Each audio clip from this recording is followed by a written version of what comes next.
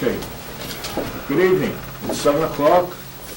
This is zoning board of appeals. I'm Don Thurston, the chairman, and I'll call the meeting to order at this point. And on the agenda tonight is we have the acceptance of the approval of the minutes for September 21st, 2017. And we have a public hearing at 7:05, case number 1804, the town of Raleigh applied for the new public safety facility. And then we have a continued hearing after that, at case number 1803 at 239 Main Street.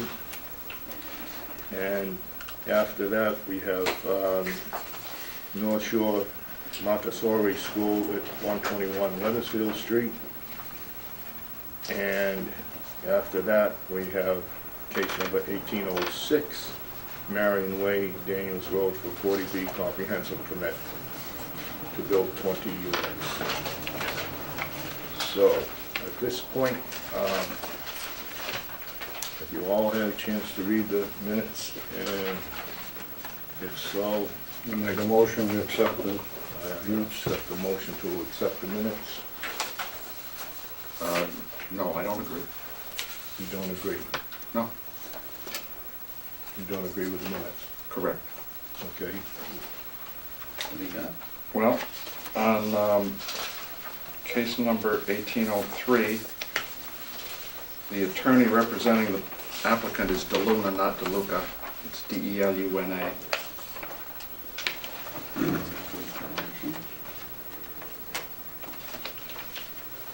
And the only other thing I'd say is on the last page, yeah, the next to the last page, I had asked that if Attorney DeLuna would consider submitting a draft decision, not a proposed order, so it's a draft decision was my language. Next to last or last? Well, the last page is that page. Right. So it's the next to the last page. This one. It's up here. Last paragraph? Oh, I see. No, it's Clue asked if Attorney DeLuna would consider submitting it. It was I said draft decision.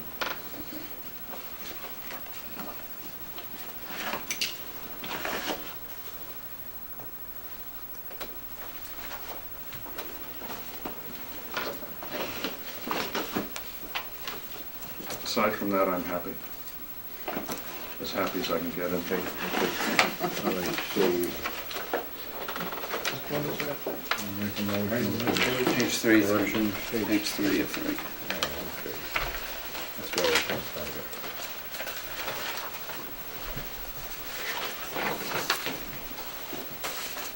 Down here.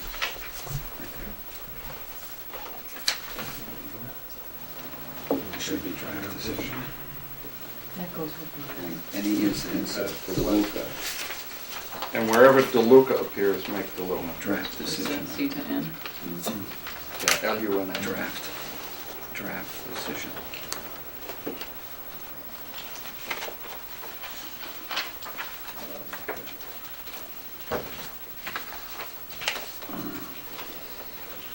It's the Luna, right? Yeah. Yeah, just submit an N for a C, that's all. Yeah, that can be corrected easily. Okay. Okay, I'll ask for a motion to accept the minutes as corrected. So moved. Okay, Second. motion's been moved, made and seconded. All in favor, signify by saying aye. Aye. Aye.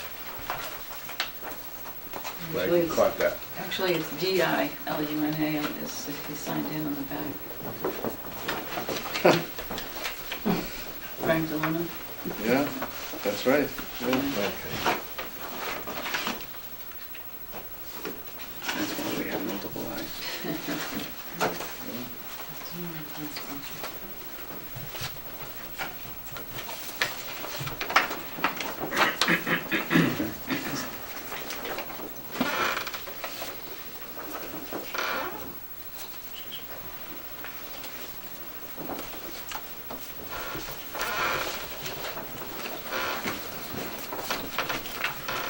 Okay. Next item on the agenda.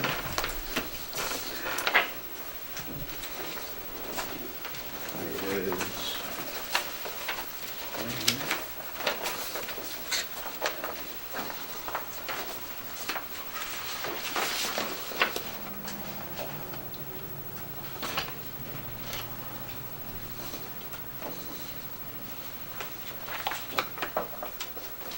make sure I got the right one here. Okay. What's the two?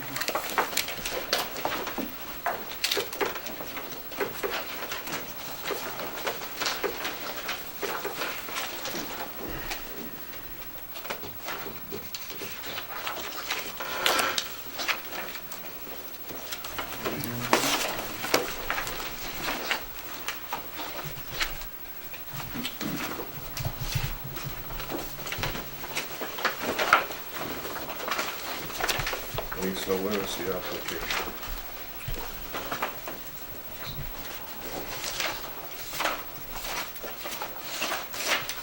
I missed it. Thank you. This is another submission too.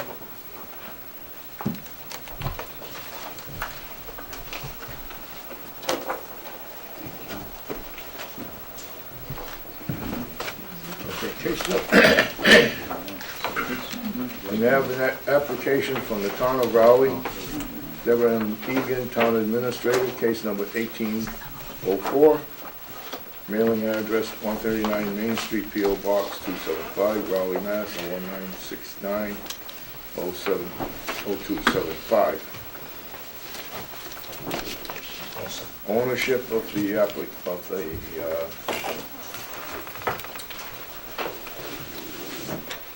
the applicant is the owner, that's the town of Raleigh. And they're asking for a special permit under section 6131 and 411 of the Raleigh Protected Zone bylaw.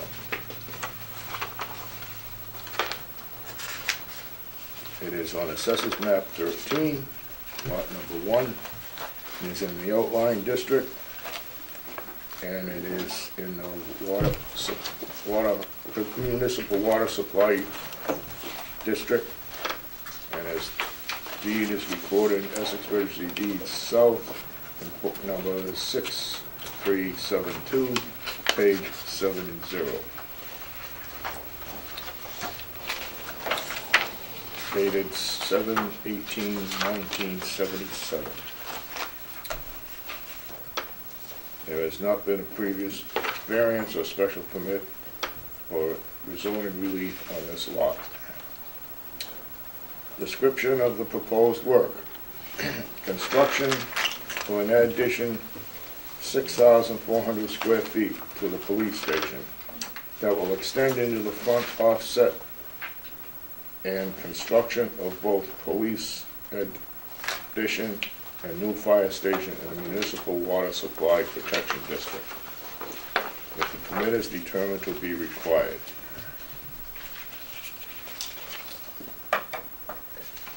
And this is signed Deborah Egan, Town Administrator.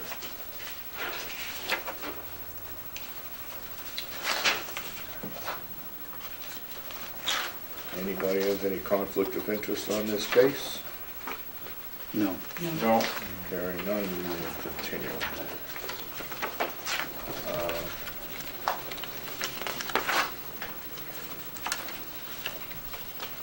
What else do I need here?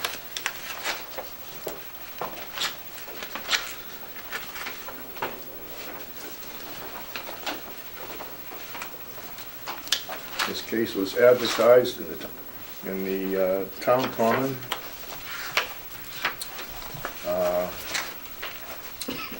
and is as follows. Town of Raleigh Zoning Board of Appeals, case number 1804. A public hearing will be held at the Town Hall Annex, 39 Central Street on Thursday, October 19, 2017 at 7:05 p.m. to act on an application received September 30th, 2017 from the town of Rowley, care of Deborah M. Egan, Town Administrator. Applicant is seeking a special permit from the requirements of zoning bylaws 6.1.3.1 and section 11.11 to provide new facilities for both public safety departments, police, and fire. The property is on the outlying district and the municipal water supply overlying district, and is shown on Assessors Map 13, Lot 1. At the public hearing, members of the public may ask questions and present evidence that support either the approval or denial of this petition.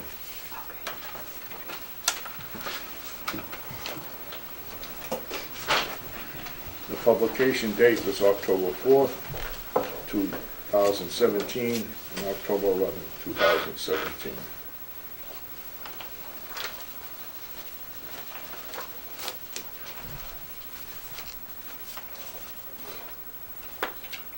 The public hearing for case number 1804 for the application received from the town of Rowley, care of Deborah M. Egan, Town Administrator, is now open.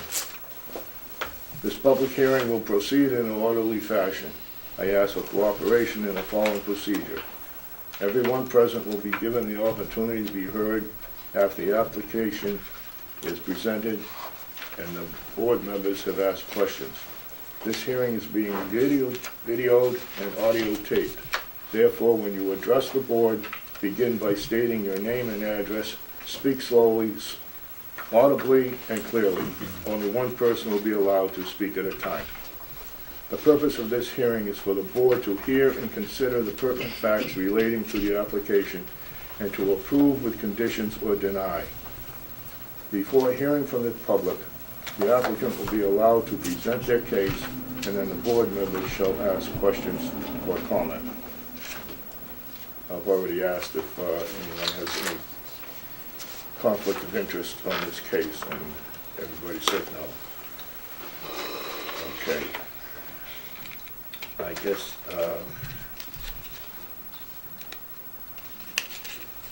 we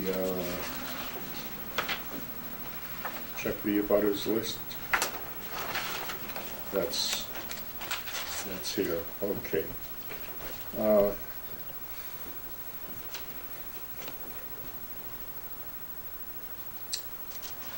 At this time, have the applicant present their case. Mr. Chairman, Debbie Egan, Town Administrator, 139 Main Street, Town Hall. William Murray from Places Associates will be providing the presentation. Good evening. So I have boards. Where would you like me? Boards on a tripod. Where would you like me to set them? Right on the edge now. I'm still a little old-fashioned.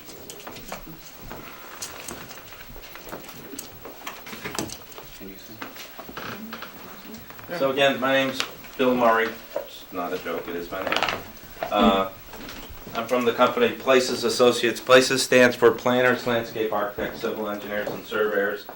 And we're the site consultant for the project architect, the Corel Group. We've made the application on behalf of the town, and I guess I'll go over the technical aspects because there's some phrasing in there that I put in there deliberately. We're seeking a special permit for a reduction in the front offset for a portion of the police station because it extends into the front offset as shown on our submitted plans. So that's an essential part of what the application is. I also say in the application materials that we are submitting due to an excess of caution under your municipal watershed overlay protection district. And the simple reason I say it that way is because the way I read the zoning is you have a series of thresholds. And if you violate any of the thresholds, then a special permit is needed in that district. We don't violate any of the thresholds, so I am not clear as to whether a special permit is required or we've addressed it in adequate satisfaction that the board determines that a special permit is not required. So I'm more than willing to go into, and I will give you a presentation on the details of the project, and if you want to go into a part by part on the watershed protection district, I'm more than willing to do that. We've given you a detailed part-by-part analysis of the project. So with the chairman's permission, I'll give you an overview of the project, and then I'll give you a little history, because we have been peer reviewed by Mr. Graham. We've responded to his peer review. We received an additional letter today, which we haven't responded to, but we are both willing and capable to do so. So the proposed project is the maintenance of the existing police station. So that little square that exists today that is not trailers will stay. And we're adding 6,400 square feet of building space to the west of the police station. And that will now give your police department the tools and the operational space that it needs. Floor plans were included in your package, which outline some of the space needs. Something I forgot to do is the chairman of the building committee, Mr. Peterson, is here. Also, the owner's project manager, Neil Joyce, is here. So if I can't answer a question, I'm sure that they participate in the process. They could probably hop in. And this is a completely new fire station. Both buildings are a single story. There's no elevator required. The fire station has a training tower, which exceeds the height limitations, but it's exempt under your bylaws. It's not habitable space, and it's a training tower. So currently, I have a drawing that kind of gives a perspective, of how this sits on the site, because we are occupying a portion of the park. We're intruding into the park, and I think that this photograph really gives, see if I can get out of the way of the camera, really gives a much better picture. What's happening is the fire station is occupying a portion of the parking and the pass-through that currently gets you to the playground and to these ball fields. We're going to create a new driveway, gravel driveway back here, which allows us to create a stormwater basin here and a subsurface recharge to the north of it. The intent of the design is that there is more than one way for a responding officer or the fire department to get in and out of this facility. There's a primary and principal entrance for the public. At this choke point, we will have signs that say authorized personnel only. So the intent is from that point to the north, and likewise from the apparatus bay and all the way around the fire station, that's all call firemen or authorized people only. So it's semi-secure to the sides. There will be a fence over here. We've designed this apparatus bay. The way this works is, the fire department will come out in this direction, and they will also, the secondary apparatus will come out in that direction. It is modeled as a drive-through, but that's not how the department plans on using it. It's been designed so that the ladder truck can traverse all the way around the site. We are proposing to put painted no standing in Haverhill Street because fire apparatus requires, principally all the calls from the fire department other than the chief are responded to using their apparatus. Unlike, and I do many police stations and fire stations, unlike a police station where 80 to 90% of the calls are responded to from a cruiser on the road. So the number of blue lights heading out of here compared to the number of calls from red lights is dramatically different. And the chief is quite satisfied with the design. The number of parking spaces, this is not a use that's normally listed in the zoning bylaw. So the number of parking spaces are the parking spaces that the chiefs foresee that they will need with their expanded facilities and will encompass the use of these facilities over a period of time. There is a gate, as there is today, between the police department. It's a wooden gate, and this is a wooden fence. We're not doing a stockade, we're not doing chain link or anything like that. So that there is a third way out of this site. There's a generator to be located here. The generator will have a double wall diesel tank. We can't use gas because gas is not considered an uninterruptible supply if there's a natural disaster. So that's why we have to use a generator, but the generator is going to support both facilities. This is on the street right now being bid for construction, so we're moving forward fairly aggressively. And the way it's being bid is a single contractor will build both buildings at the same time, or in the manner that they feel is appropriate. We have a significant stormwater drainage basin, which we're occupying part of the ball fields. This will be surrounded with a 6-foot chain link fence with a double gate so a piece of machinery can get in, a man gate and another man gate over here, so if somebody knocks some balls, they can call somebody and actually get in there at some point to get them out. The parking lot will be completely paved. The site will be, from the accessible spaces, will be completely accessible to people with mobility impairments, sight impairments, to get into the site. Sight distance along the street is, it's flat, it's straight. They have great sight distance out there. We've submitted a lighting plan. I have with me a landscape plan and any number of other plans. The plans that we passed out tonight were the plans that we forwarded to Mr. Graham for the peer review, so it's the supplemental plans. When we made the application to you, our documents were at what we call a 75% level, so that way you had the meat and potatoes, but we didn't have the details fine-tuned. We're out on the street for bid now, so the plans that I've given you are pretty much the bid documents, and we've fine-tuned them and we've cleaned them up, which were some of the comments that we had from the peer review. And the only other item, I just wanted to document for the record the offset. I didn't have it in my mind that we are seeking from the front from the front.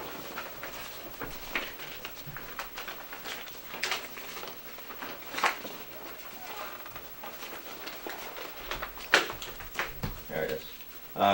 So the front requirement is 50 feet. It's on sheet C4. The front requirement is 50 feet, and we're requesting a special permit to allow it to be 36 feet. Because of the position of the existing building, and the goal of this whole project is to keep this as compact a project as we can, keep it as tight to the road as we can, so we don't impact the ballpark. And the design and the configuration that the police chief believes is appropriate. That's why we're encroaching into that front offset with the proposed building. And I'd be happy to take any questions. I wanted to keep it short and sweet if I could. Well, you've answered the one question I was gonna ask, was how close were you actually gonna come to the lot line? But that's not actually the street line, right? That's the right-of-way line. That's not the edge of pavement, correct? So you've got a little bit more, you have a little bit more space there. I think it's about 12 feet Right. to the edge of pavement. You can see this is where the police driveway currently is. Right there. So we're moving it down. We're not affecting the park per se. The entrance of the park we're deliberately leaving alone.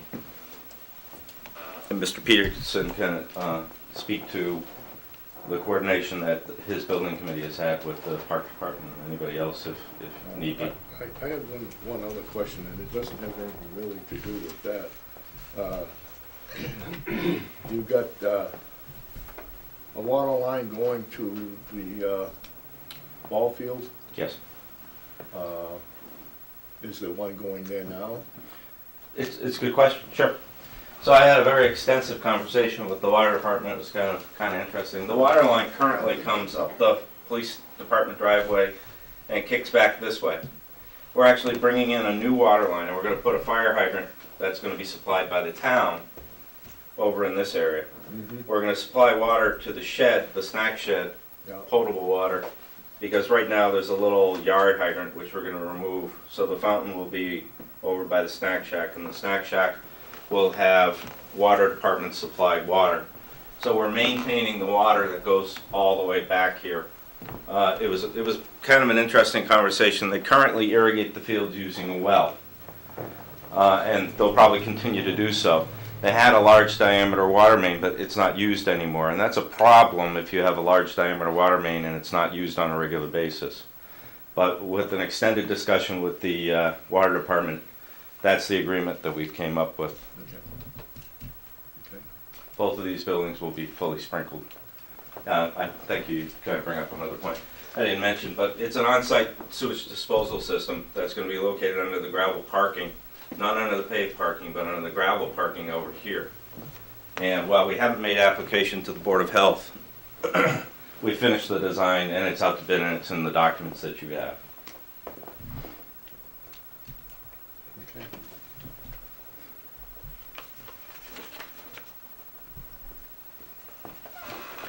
you're also asking, yeah, you're asking for that to be 36 feet, which I don't think we have any problem with. I was hoping you'd say And something. I don't, uh,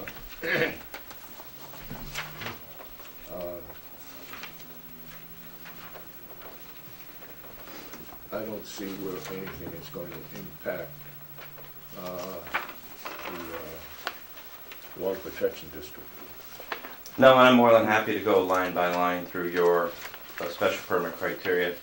One of the principal criteria is that you do not render more than 15% of the lot, or I think it's 15,000 square feet, whichever is greater, impervious. So the overall lot area that the town owns is 52 acres. I have to go into my notes again for the details. So we're something like rendering less than 3% of the project impervious. If, however, you want to simply consider the site that we're at, because the assessor's map that we cite, map 3, lot 1, is 17.5 acres. We're rendering 1.9 acres impervious with the entire development. We're still only at 11%. So regardless of whether you want to look at the very large parcel or the parcel that we're specifically citing in part of the application, we're still under your 15%. And as I said, the buildings will have floor drains. The fire apparatus will have a floor drain, and it will go to a floor drain holding tank, which is a double-walled fiberglass tank that's buried in the ground. And it doesn't leach, it gets pumped out. The police station likewise has something called a prisoner transfer garage. That's where a cruiser comes in with a detainee, and he pulls in, the garage doors are closed by the dispatcher, and then the prisoner is released from the vehicle so that the vehicle can't go anywhere. They're contained within the garage. Any of those garages, anywhere where you have the ability to store a vehicle, we have to drain those floors by the plumbing code, and since you don't have sewer, we have to put them into a tight tank. So again, 2 separate tight tanks, one for each building, a smaller one for the police station, a larger one for the fire station. Got a question, Bill. Are you upstream or downstream from the well? I don't know the answer. We're towards 95 from the well. Right. What do you The well define is as down by the us? Little League field. Oh, yeah, I know, but that We're site- right beside where the police station is now. Pardon? Right where the police station is now, Yeah, that's where we're building. We're adding one to that building and adding one other. but I mean, the water flow underneath to the well is that location upstream, so it's flowing toward the well, or is it downstream? I have no idea how the underground water runs there. Yeah, oh, well, that's a question. Thank you. Okay. Any questions from the board? Well, I got just maybe the generator you say is gonna be diesel. Yes. How much diesel is gonna be stored on the site? I think it's, I gotta look that up too. I think it's less than 1,500 gallons. Yeah. It's 15, we say 1,500. It's a dual wall belly tank. So this diesel tank is even better than a normal one that you would get. So the diesel generator will sit on top of a dual wall steel tank, and the dual wall is 110% containment, which is NFPA standards plus your standards. And it's surrounded, it's set on a concrete pad, and it's surrounded by steel bollards at less than 4 foot interval. It has alarms all over the place. It has what we call the interstitial alarm, which is the space between the 2 tanks, so that if there's any fluid in that space, an alarm will go off and it'll go to the dispatch panel in the police station. Likewise, if there's a leak through both walls, there's a low oil level, fuel level alarm that will go off, and that will go to the dispatch panel. And of course, the responder, of course, would be the fire department anyway. So it meets and exceeds all the criteria of the Municipal Watershed Protection District standard. Well, the generator's taking care of both buildings? Serves both buildings. And will how fully- long will that run on that fuel that's in the tank? The fuel tank is usually sized to provide 24 hours of continuous operation for the generator under full load. That's usually the guideline that we get from the generator Just 24 manufacturer. hours. 24 hours. Right. On full load. I know it. Yeah, and I think that we're not segregating the circuits so that both buildings will be 100% operable under the generator. I know certainly with the police station, with prisoners, that's a very strong concern. And that, by the way, is regulated by the Department of Public Health after they come out and do actual physical hands-on inspections. And they have quite a bit of criteria for the design of the cells. Is that normally an enclosed structure at all, or is It it is. just, oh, it is? No, the generator, it'll be, it's fairly large, but it has a sound attenuating enclosure. And the generator itself will exercise at least once a week.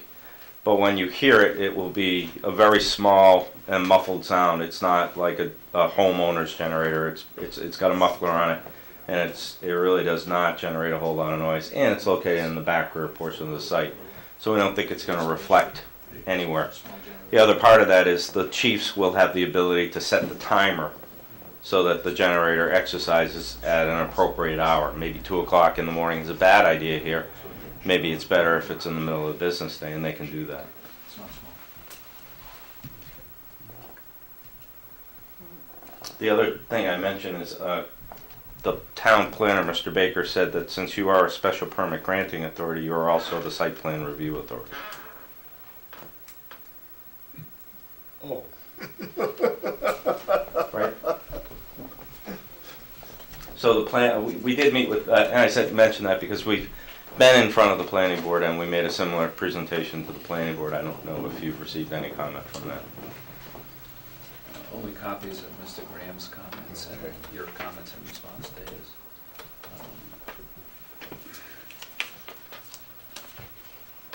Okay.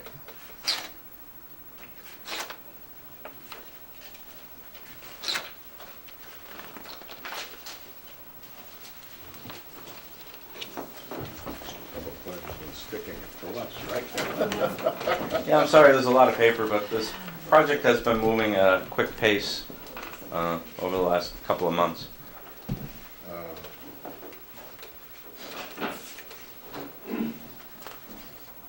My question's more about usage, and currently this is parking, I believe, for the fields.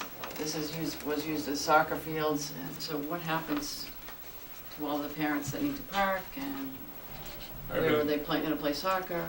Dave Peterson from the Board of Selectmen and also I'm the chairman of the building committee. I've met extensively with Tim Southall from the Recreation Committee. He went out to the site.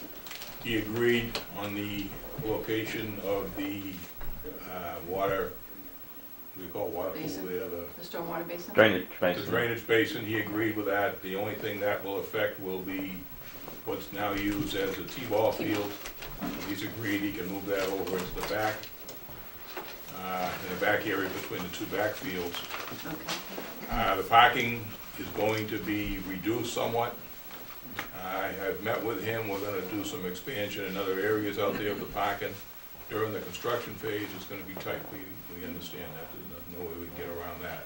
Ultimately, when we see how the whole thing's laid out, there's some areas out there that we can push gravel around and expand the parking. On top of that, we're planning on, we're concurrently with this project, you're probably all aware that we're buying 3.5 acres of wind land down behind Pine Grove School. That's where we're gonna move the Little League field that's currently down the street right by the well field. In addition, we're gonna construct a second baseball field at that location, as well as there'll be space for soccer fields and, any other types of fields. So we're hoping that they can reduce the use of one ball field up at Aris Park so that it'll reduce the need for parking. But if they need it, we're actually gonna be increasing by 1 or 2 ball fields, the recreation area. So they're pretty well agreed with us, and we're gonna have to work out the details, particularly because at the same time, the school project's gonna be under construction, so it's gonna be a busy year and a half for all these things to be coordinated, but we're all working together, and we don't anticipate, there'll be some, I'm sure, unhappy parents at times, but it's the best we can do. That's one reason why the site for the building for the police and fire is so tight, because we wanted to reduce the effect on the fields out there as much as possible, because for years now we've needed expanded recreation space. And with the attainment of the Gwin land, it kind of really takes the pressure off this site a little bit. And that's the game. What, I'm sorry, go ahead. No, what is the hoped for construction schedule? We're out to bid now for construction, and assuming we get a satisfactory review from this board, if there's any requirements, we'll have an addendum to the bid. And we're looking to start construction this winter. It'll take about a year, a little over a year by the time we do the landscape. Probably won't be the landscape next winter, but we'll look at landscaping, et cetera, maybe the final pavement in the spring when the weather breaks. But by the spring of a year from this spring, we should be done, barring any unforeseen difficulties. Yeah, you're on the committee that is proposing this, Yes. okay? And you are happy with the design and so forth and whatnot? Yeah, we worked, it's been a 3-year project. The last 2 years, we worked with Corel on the initial design.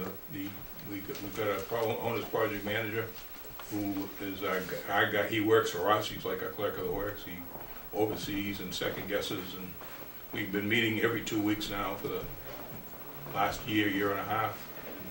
We go over every detail, every issue. We're televised, so that we're looking for anybody that can watch our meetings on television.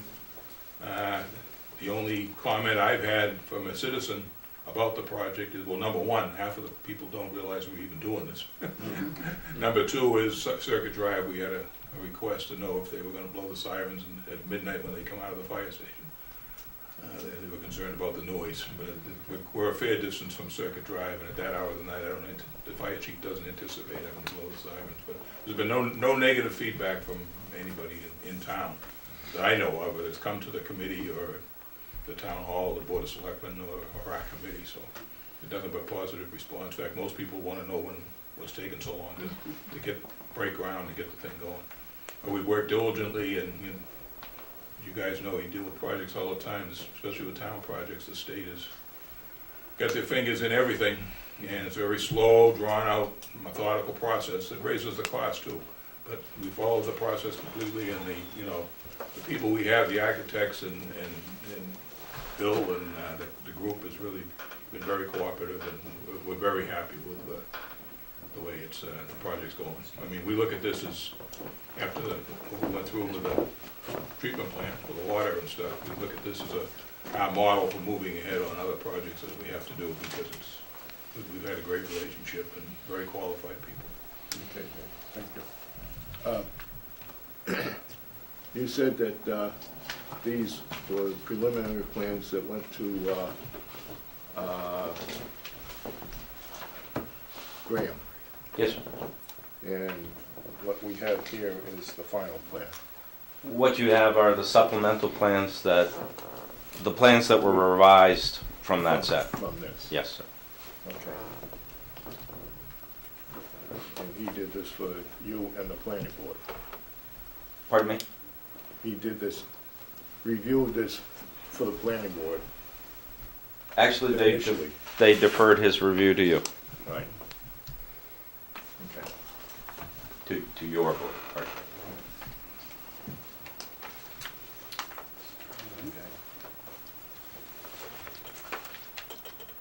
Anyone in the audience have any comments they want to make?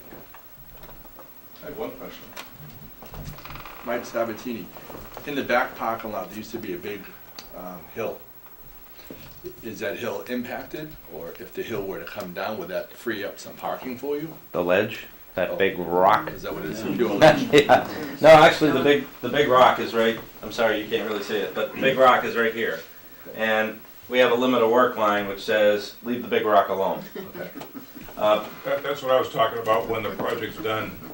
There's quite an area of some woods and brush and gravel, which will be leveling out when the project's going Right. to increase the amount of parking. We're not going to play with a big rock.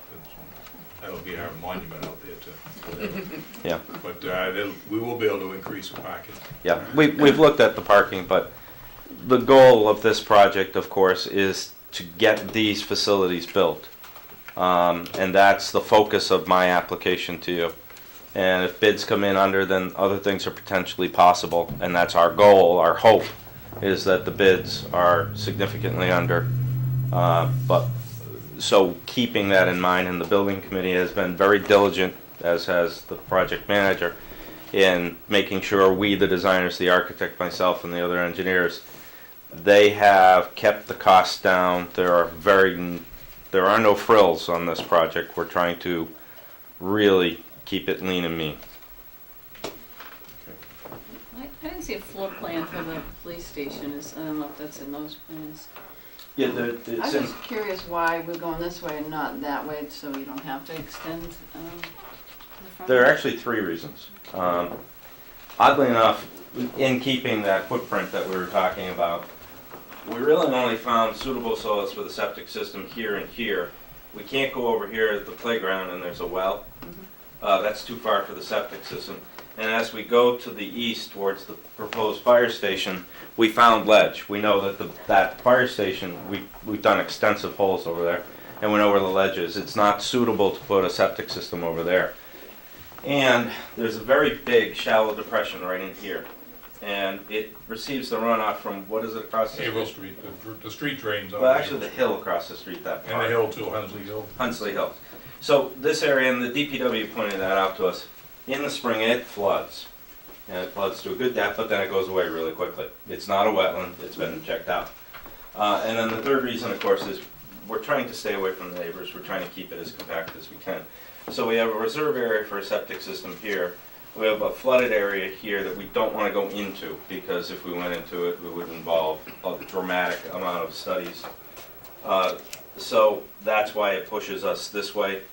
We can't put a septic system anywhere over here because we really only have about 4 or 5 feet of soil, which is good enough for a foundation, but it doesn't meet the code for a septic system. And that's principally why everything's squished, and then therefore moving forward. Thank you. Okay.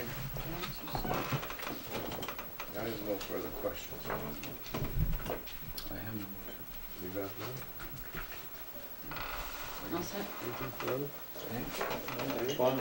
I'll make a motion that we accept it as presented. What was your pleasure? Dave was done. Made a motion that we accept it as presented. Okay. Second. Motion's made to approve as presented. Any further discussion? My only other comment would be that inasmuch as you requested a permit for, if necessary, for the open space development of the groundwater, I don't, I'm accepting, I think we have to accept your analysis of the situation, subject to, any further review, but I would not see that a special permit is required for that particular process. As an addendum to the motion that we accept as submitted. Their comments submitted as is. Okay. All those in favor? Aye. Aye. Thank you so much. Thank you. We will be making sure that thank you for the plan. I'll be quick. I'm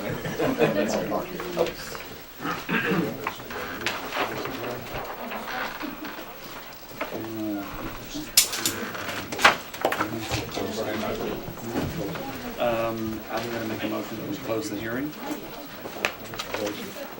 Seconded? This hearing. Second. Yeah. Just for All those in favor? Aye.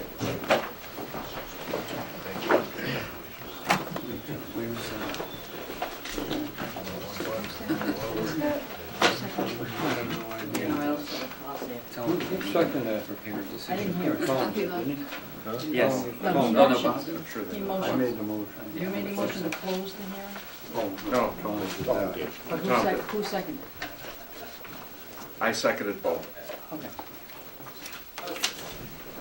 I just couldn't hear. That's fine.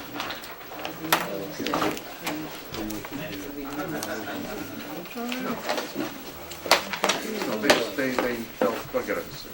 Yeah. I was just going to tell them, here's the procedure. Yeah. Yeah, they don't. Yeah, I guess.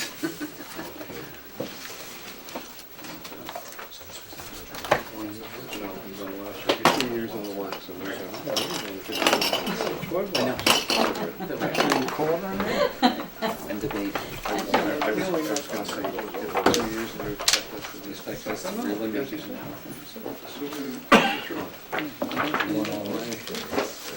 I'll take.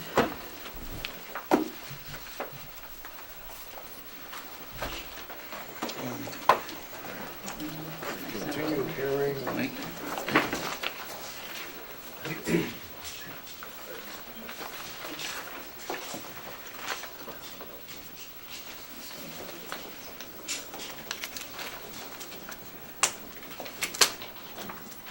What's next? Okay.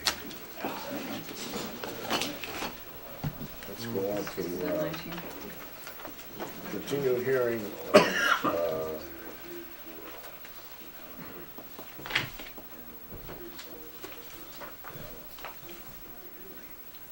case number 1803, Michael Sabatini, 239 Main Street.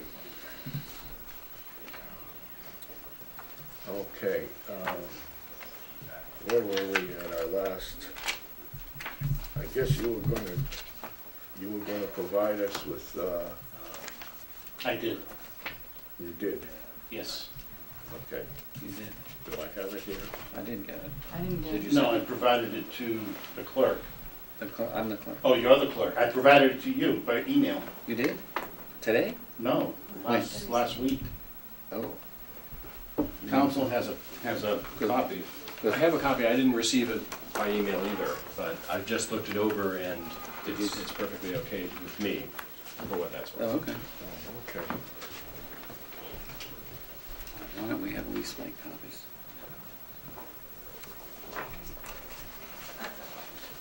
Okay, this is basically No, I know. a decision, But the council didn't. is that correct?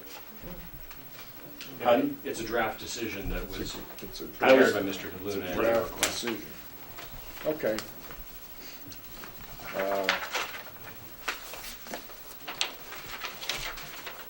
I'll read it. We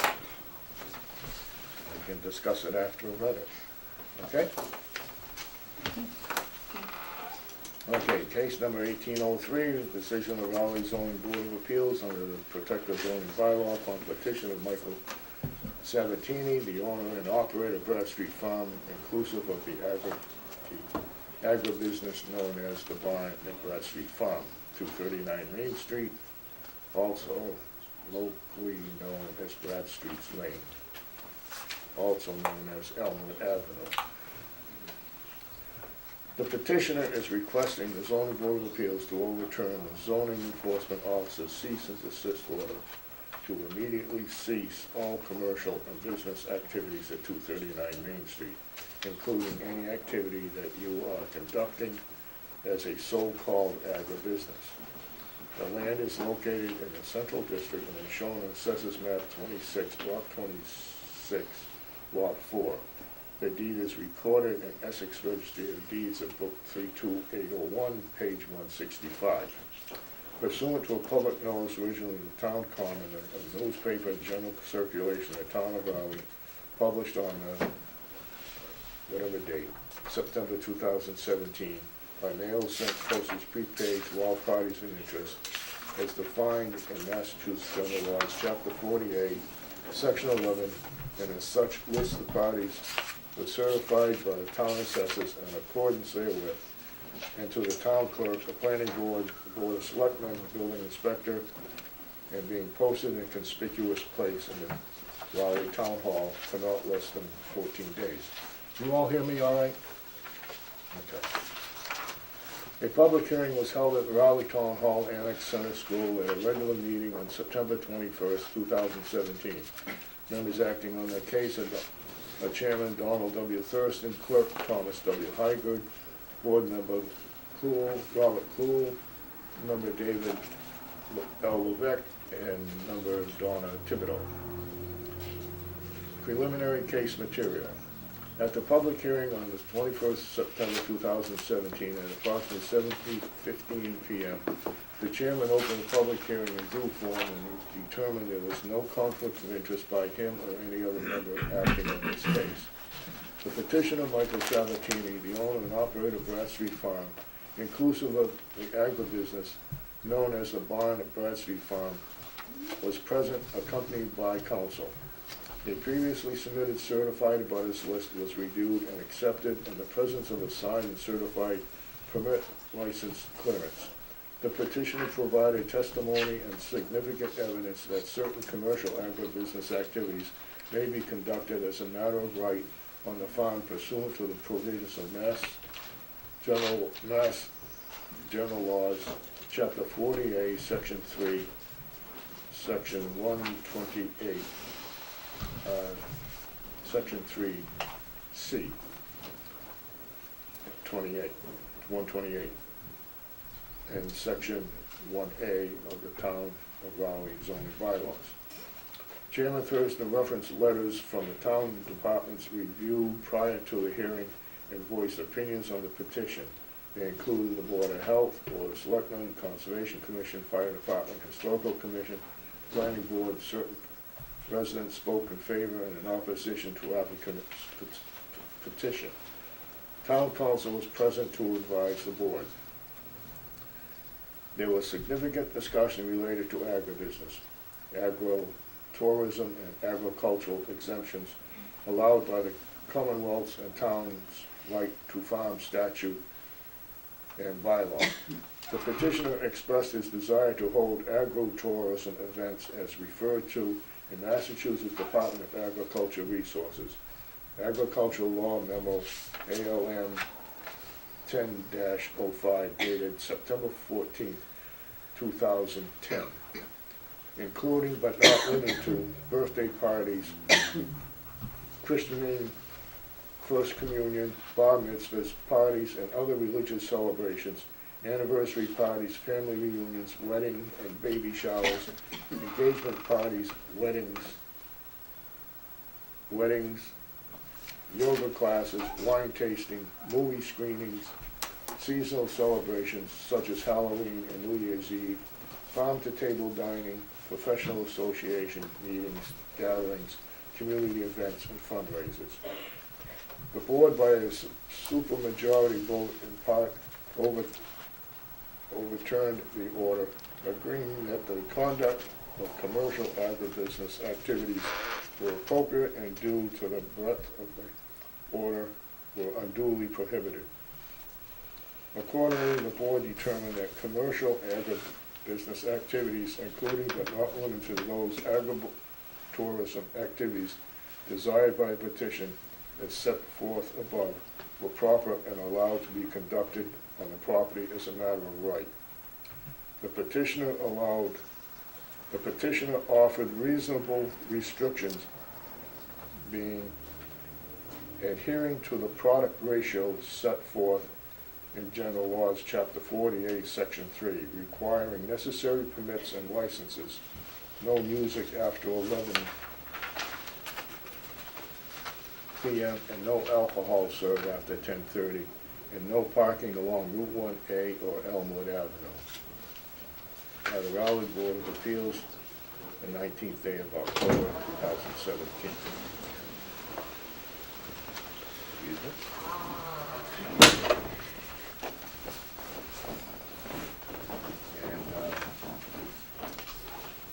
And that's what he has after. As town council, say you.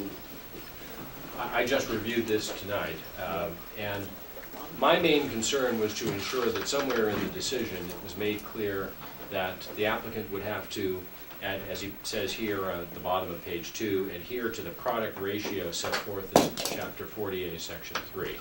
You'll recall from our last hearing that means at least 25% of the produce that you serve has to come from that farm and at least 50% from nearby farms.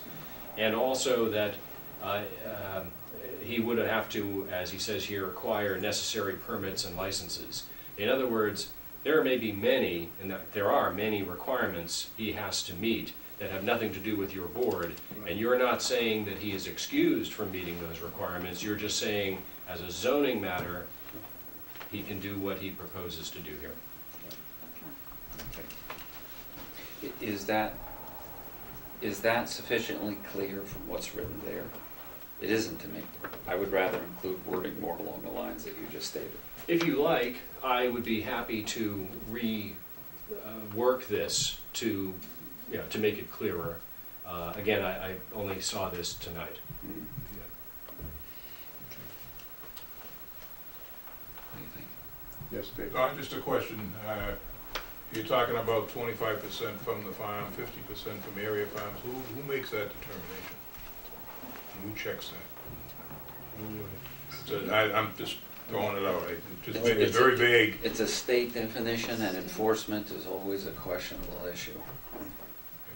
I don't know how, any local town board can monitor enforcement.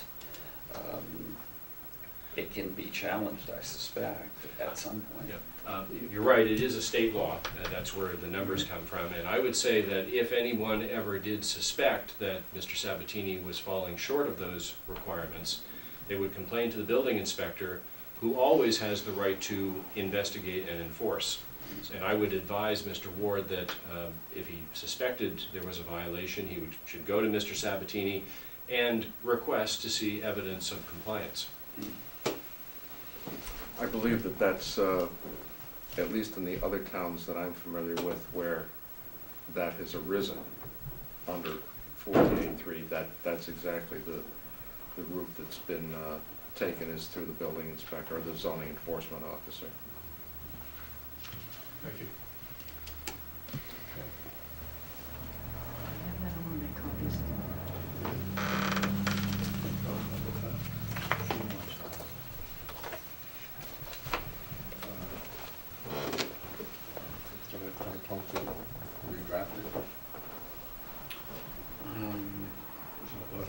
Maybe if town council could work with Tom together, it would shorten it. It could be, I could put something together and send it to you. Because I don't think it's Whichever way you want to go. allowed. Yeah. I don't Whichever way think you it's want to go, but I don't think town council has to do it and then submit it to us, and then us review it and go, go back and forth. Yeah, have Get it Tom done. work with town Let me council. send him something, because I don't think it's Yeah. substantial, but I think we should be specific. Yeah, well, council, I can't sign something you don't have. unless you want it. Yeah, no. What? I mean, we can accept it, but you can't sign it. Yes, No, you yes, can't sign yes. it. That's what I was Written. And I think I would actually spell them out, and also here requiring necessary permits and licenses, I would say including but we're limited to, until it's some of the. We're overruling, no, Just one the part of it. zoning. We're overruling that portion. And I'll speak if you want to speak. That portion of the decision, because that decision relates to more than zoning. That portion of the decision that relates to zoning is what we're overruling. That's it. Yeah. Just the zoning. Yeah, but then Yeah, there's aggravated. I have a question. The way the building inspector's cease and desist order was written, I think the board essentially concurs with the fact that there was no need to do a cease and desist regarding agritourism and agribusiness. And we're not trying to define it, only to find, based upon our reading of the state law, what would be acceptable, which is essentially what you have outlined.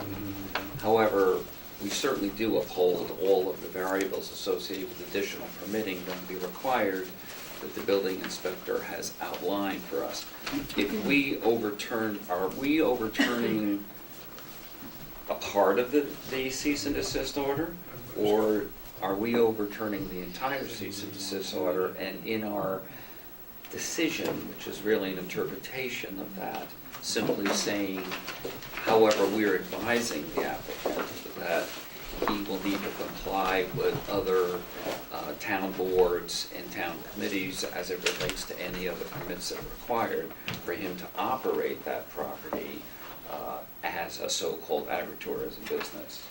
I think probably the way I would phrase it, if I were to revise this, would be to say that you are overturning the cease and desist order only to the extent that it purported to forbid an agritourism use as a zoning matter. Mm-hmm. And that as a zoning matter, you are affirming the right of the applicant to conduct that use, provided that the thresholds set forth in 40A3 are adhered to. And to the extent that the cease and desist order forbade the use of a structure, such as the barn, until certain other requirements were met, you are not affecting that cease and desist order. If, for example, Mr. Ward took the position that certain fire safety requirements had to be met before, under the building code, could issue his approval for the use of the building, you're not commenting on that at all.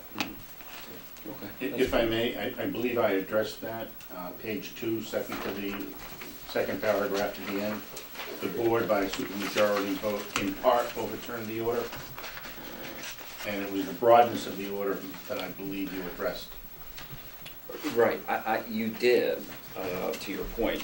I would just like to be clear along the lines the town council has. And I apologize, I Is that sent this fine? out, I emailed it to you last Thursday. Yeah, not a problem, not a problem. None of us control Verizon or Comcast. Or Gmail. That's fine. I would be content with drafting a decision along the lines the town council has suggested, in which we overturn that portion that relates to this is a long-term motion. Did you send Mr. Heidgert a copy of that in Word? Yes. So that he could, okay, so what you'll want to get is the Word so that you can cut and paste and save yourself a little time. Yeah, Not I'm even going to give you a different. It's in Word, you can. Yeah, I'm going to give you a different email address too, and another one, because I don't know why I kicked back, but I'll give you another one. All right. Well, can I Give me a suggest, if second. you want me to revise it, perhaps I can revise it. I'll run it by Mr. DeLuna first to make sure we're not going to have a problem about it. And when we're both satisfied, I will email it to the board. And then hopefully you can adopt it at your next meeting. Do you want to do that? You're the chairman. Yeah, that's fine, that's fine. Okay. That's agreement. Is that all right with the applicant? Does that work for you? Sure. Okay. How Okay. long? You have to wait Another another month? month, right? Yeah, I have to wait another month. Time is, Even if we were in 100% agreement, and we're not in real disagreement here of what's been submitted, we would still have to draft the final document, which would not occur tonight, and it wouldn't be available to next month's meeting. This way, we can get a completed document that's essentially pre-reviewed. when is next Yeah. meeting? November, what's the date? Probably the 17th. 16. November 16th.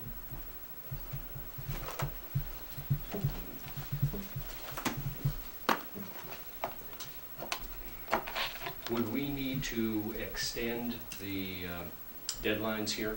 I think the applicant agreed to an extension at the last meeting.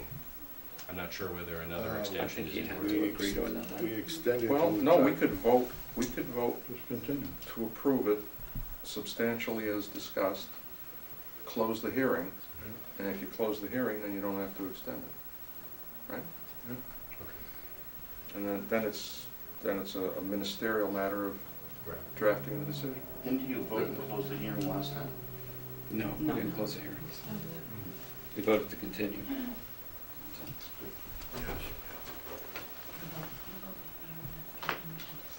Okay, before we close this, I want to hear from Mike Sabatini, is how he feels about this.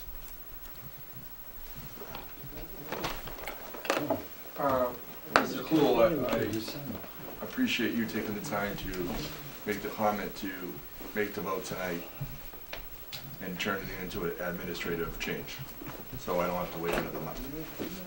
Before Well, you do this now. You still gotta wait till we sign it. Right, but at least, But right, it's, administratively, if you close the hearing, that means no more evidence comes in. And the decision is made substantially as has been discussed, that's all. I thought we had to continue to December. We had to do something in this case. The first time I came. No, didn't we? Yeah. No, No. you didn't submit this case. Oh, it's a different case. You didn't submit that? No, you He did. did submit Pushed it that. off. There were two But they cases. continued, they continued the first one, Well, We continued it. yeah. Okay, but there was a Close second that one? case. You can withdraw the first case. Yeah, they withdrew Continue the first on? case. Okay. No, we Oh, have, no, they didn't, Oh, they no, didn't? you wanted to Okay. keep it You open. left it there. That's what we're that's open till the 16th. They kept that pending the outcome. Oh, of that's this still open? decision. Right, right. Yeah. Okay, The so first you don't case? want that to be cluttering up anything. All right, okay, taking care of that. The first one was the, if I'm not mistaken, was the Opinion. opinion that basically didn't ask for anything that would be That's right. appealable. That's right. So it would seem to me you'd want to withdraw that, get that out, off the decks, go with this one. My preference is to see where this leads, and then we'll make the decision of withdrawing. I don't know, where do you think it's, I think it's fairly clear where it's gonna lead. I don't understand why there's some hesitancy. Because the prior action seemed to us to be a request for, well, what do you guys I think? haven't seen the final decision. I can't jeopardize my client's position without seeing the final decision. I Okay, expect everything's gonna go correctly. I All right, expect so everything is continue gonna the be. first one again. It's already, it's It's continued to already the been 16th. continued. It's already continued to the 16th. Oh, till next month. I see, okay. And quite frankly, I have a withdrawal all prepared. I've already shared it with council, but it would be dependent upon where this one goes. All right, yeah, all right, in case it goes sideways, you want to. No problem. Yeah. fine. Okay. All right, so you want to close the hearing? I move to close the hearing. I'll second it.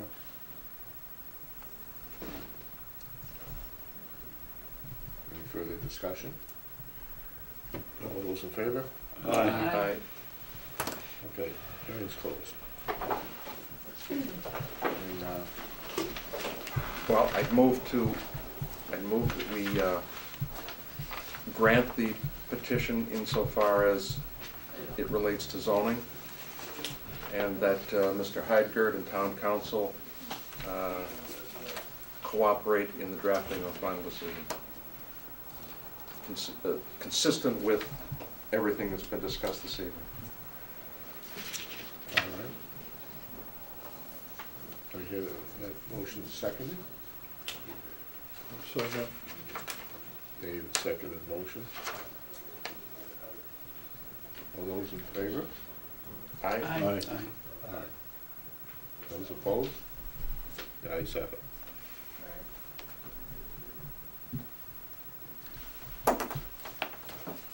So we'll have that ready next month.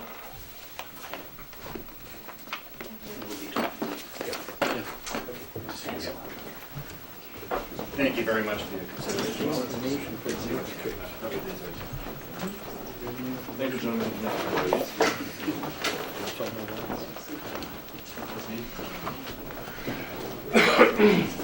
Are these yours?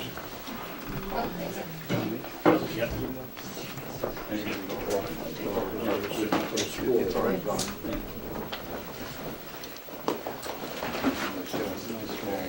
You know who told us? Dave, Rick. Oh, really? Yes. Yeah, I'm telling you, it's a small world. No, it is.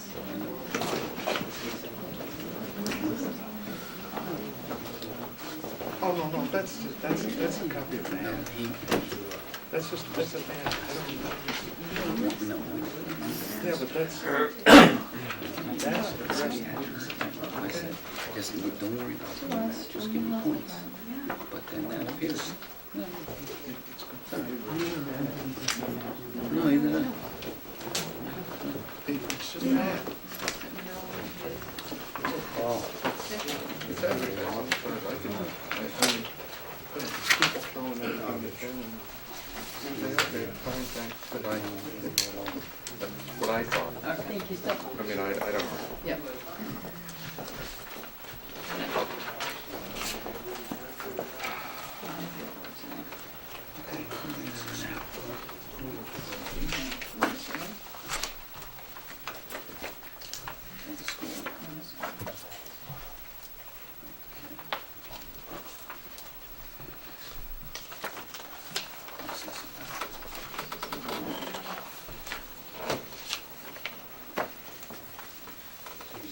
That's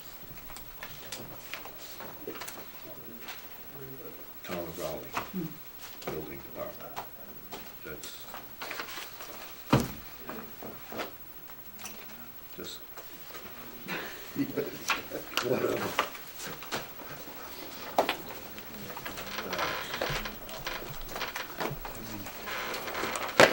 Actually, we did it.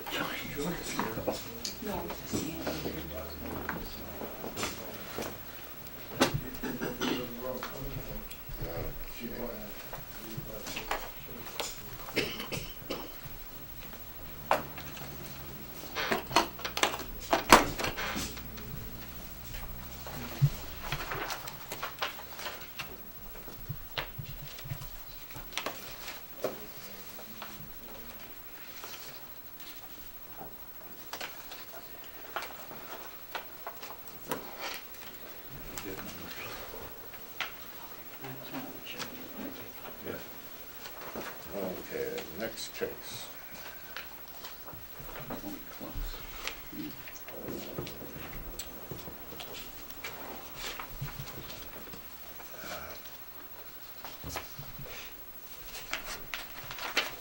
Case number 1805. Public hearing for case number 1805, an application received from North Shore Montessori School Incorporated is now open. This public hearing will proceed in an orderly fashion. I ask for cooperation in the following procedure. Everyone present will be given the opportunity to be heard after the application is presented and the board members have asked questions. This hearing is being videotaped, video and audio taped. Therefore, when you address the board, begin by stating your name and address. Speak slowly, audibly, and clearly. Only one person will be allowed to speak at a time. The purpose of this hearing is for the board to hear and consider pertinent facts relating to the application and to approve with conditions or deny. Before hearing from the public, the applicant will be allowed to present their case, and then the board members shall ask questions or comment. Do any members of the board have an interest in this property or issue or stand to gain or lose any financial benefit as a result of the outcome of this hearing? No. No. No. No.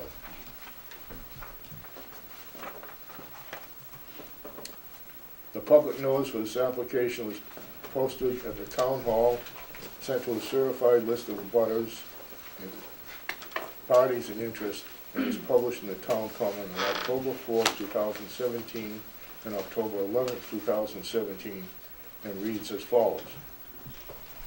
Case number 1805. A public hearing will be held at the Town Hall Annex 39 Central Street on Thursday, October 19th, 2017 at 8 p.m.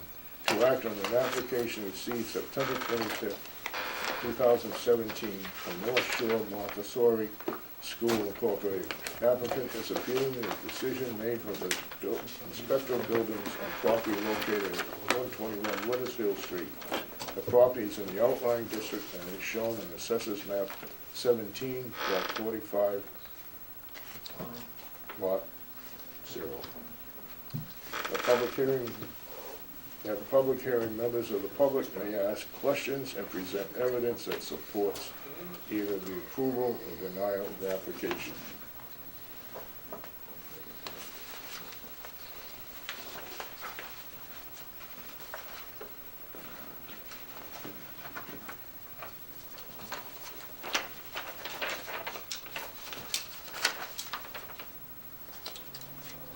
The application is as follows.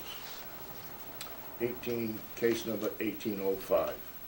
North Shore Montessori School Incorporated, 121 Weathersfield Street, Raleigh, Mass. 01969. There's a lessee of property, and the party is aggrieved by review of the decision made by the Inspector of Buildings. Raleigh Assessor Map 17, Block 45, it's in the outlying district, and there's no override district. The deed is recorded in Essex Registry of Deeds, book number 29573, page 28. No previous variance or special permit or zoning relief has been requested on this property. The reason for this application was cease and desist letter issued August 28, 2017 by Ken Ward, Inspector of Buildings.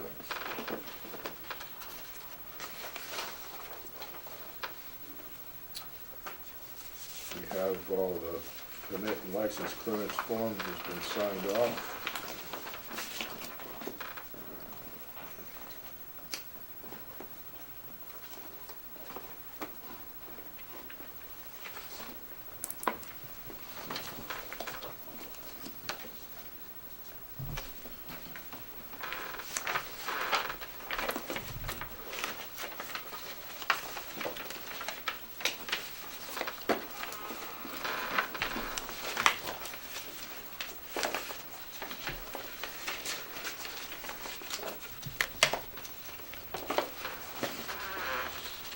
I think I won't have to read this here.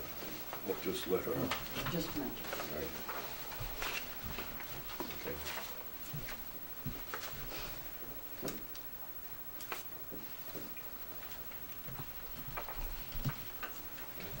Okay, these here I don't.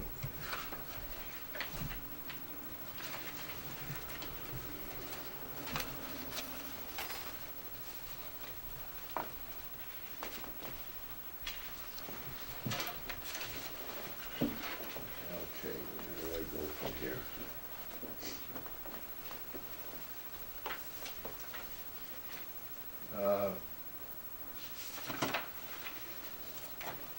Ms. Mead.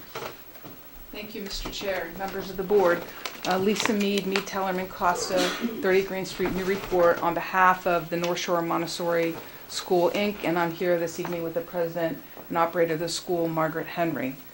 We are here for the property at 131 Weathersfield Street, as the chair announced, and we are here to appeal the cease and desist that was issued by the building inspector on August 28th. The cease and desist requests the school to stop serving children over 7 years old of age because the daycare operations only are allowed in the zoning district in Raleigh, according to him at that time. The school appeals that pursuant to Chapter 40A, Section 8. The basis for the appeal is that the school, while not at the time of the cease and desist, shortly thereafter, reorganized as a nonprofit educational corporation, and as a result, therefore, may serve children over the age of 7 years old, both under the Raleigh zoning bylaw, Section 4.8.1D, as well as Chapter 40A, Section 3. And therefore, we're requesting that the board overturn the cease and desist of the building inspector.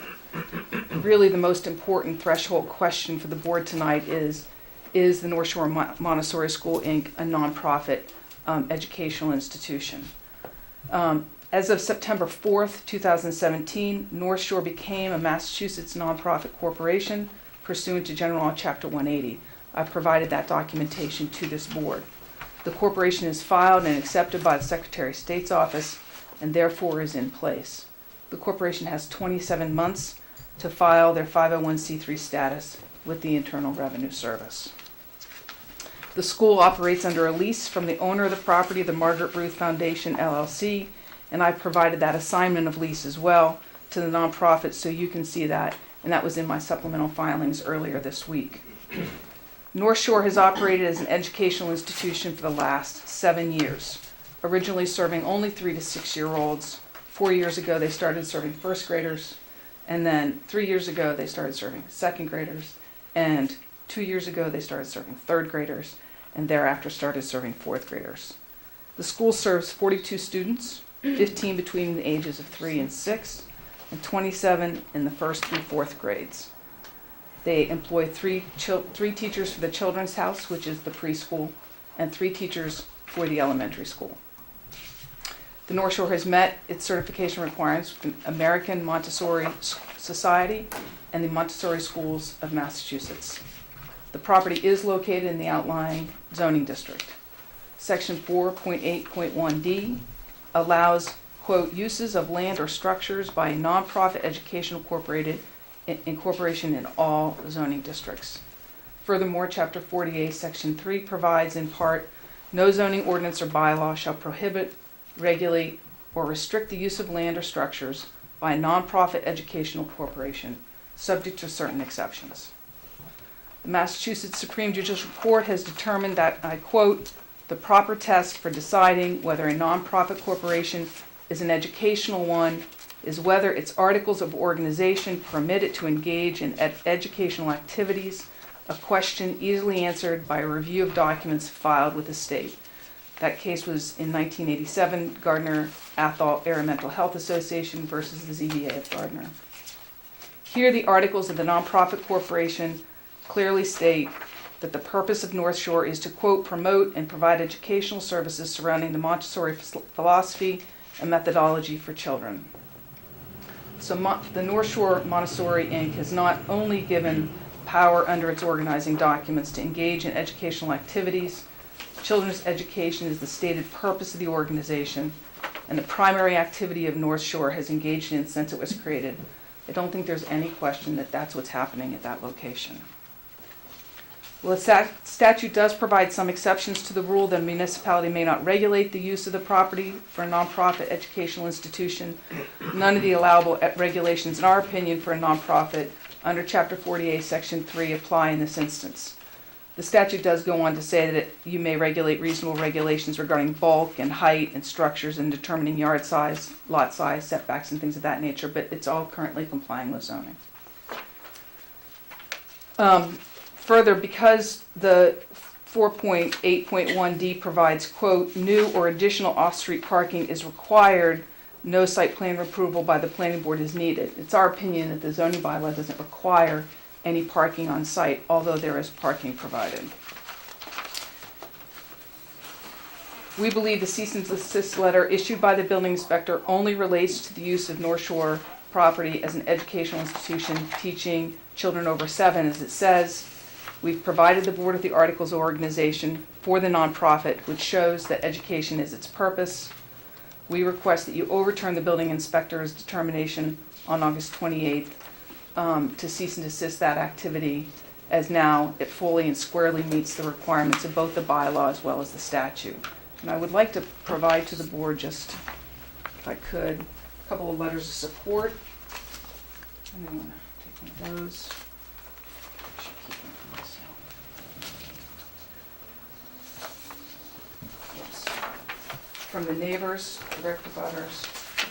And then, I don't know, I gave a plan to the board, the last engineering plan, but I don't know if the board would like this GIS plan that you can see more how the property operates. When we hand this out to you, it might be helpful to take a look at it.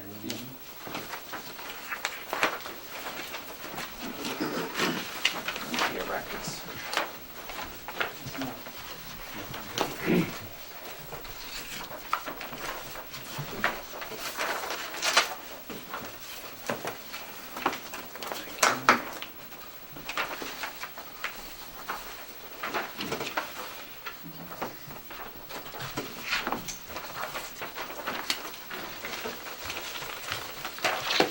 And just so you can see it on, I apologize I don't have a board here. But here's the drive. So you drive in here. This is the residence. You drive in here, and parents go along and loop around here and then drop off their kids here. But this is the school right now. There's an addition going on to the school right here. This is their leaching field. And this is a play area. This is like a zip line kind of thing. And these are various play structures. More recently, you can't see it on this plan, but there's a section of arborvitae that's been put across back here, and they're going to be installing a fence along this area as well. You just said there's an addition being built presently. There's a foundation in for an addition that the building permit's been issued for on this edge of the building right here. Okay.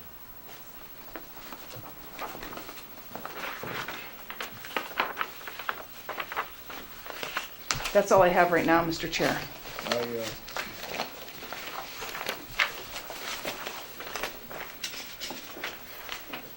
Okay, she became a nonprofit after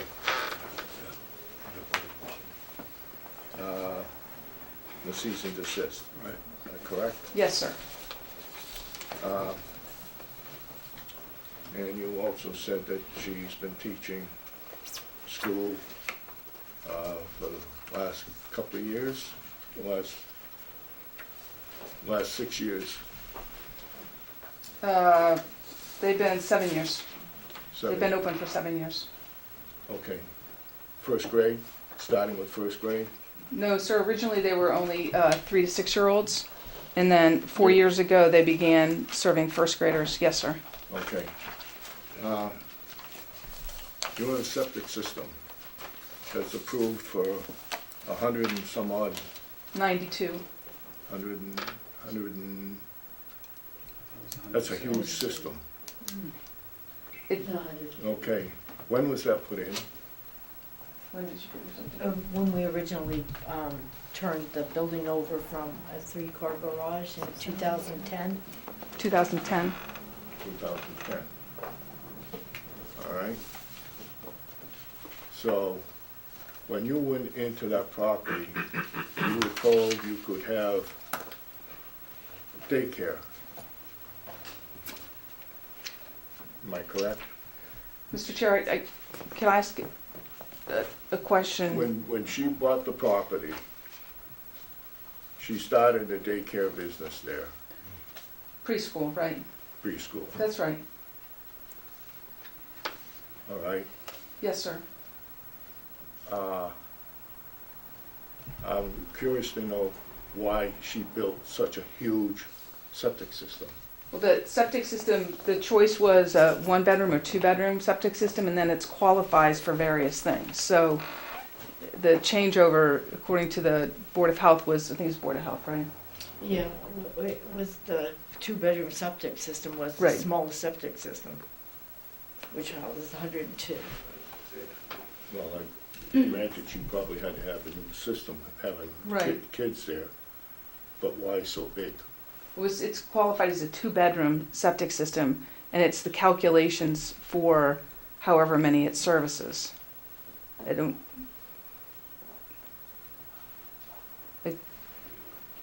Okay, what I'm getting at, I guess, is that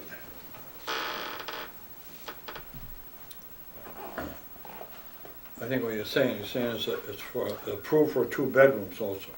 Actually bigger than what you really need for a 2-bedroom, it seems. Is that what you're saying? okay, what I'm getting at is that I understood that when she went in there and she opened up her school, or daycare, whatever it is, for kids under 7 years of age, yes, sir. all right? And she was told at that time that that's all she could have, Yes, sir, so she, okay? sure. And I'm looking at it that she put this huge system in there, knowing that she was gonna have a school regardless of whether she could have it or not. Well, I would disagree, and I would say a couple of things. So she could have, with that septic system, she could have 102 3 to 6 year olds.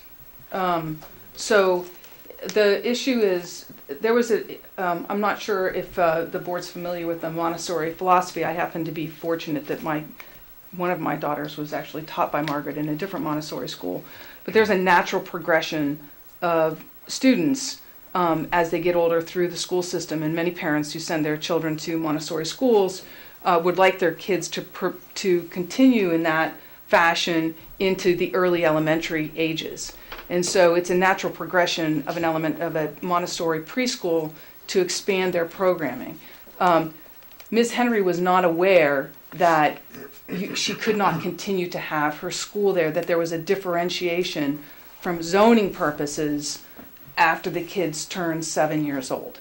And so she didn't know that. And so we're here to fix that. She clearly became aware of that from the building inspector, And now we're here to fix that. And she immediately took the steps to do that. Okay. Okay.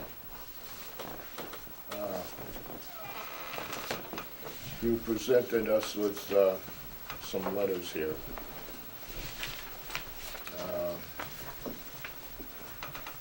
I will read them into the record.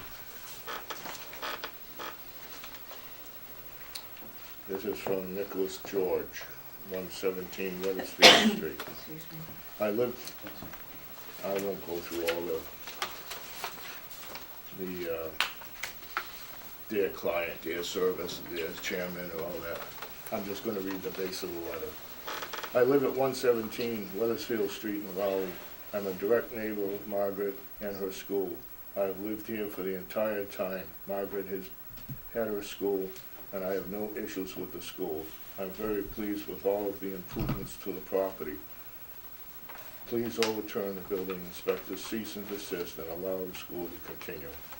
The cars drive up the driveway, which is directly next to my property. I find them very respectful, organized, and no traffic problems on her driveway or on Weathersfield Street. Signed, Nicholas George. And this one is from Sean Dowey.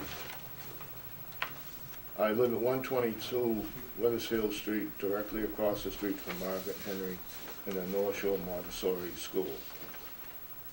The school and parents that are a part of the school are respectful, and their neighbors driving carefully in and out. I have no issues with the school and find no traffic problems in the morning or in the afternoon. The cars drive up the driveway, never overflowing onto Weathersfield Street. I'm very pleased with all the improvements to the property. I'm sorry I can't be at the meeting, but this evening to support the school and Margaret. All right.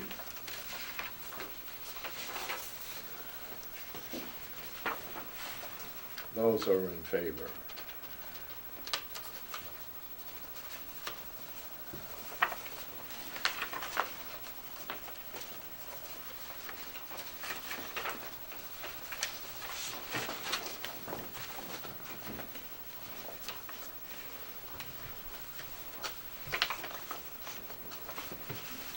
Did you give us the stuff we got today, or yesterday? Did you give him the stuff we got yesterday?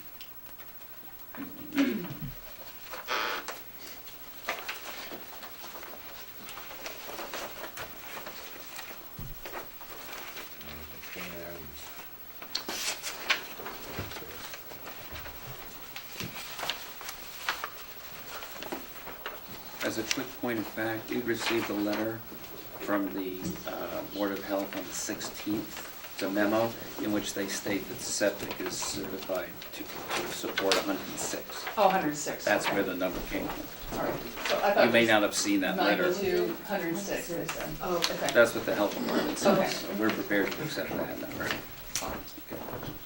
Okay, these are all. It's a lot, no matter what. These are the letters here.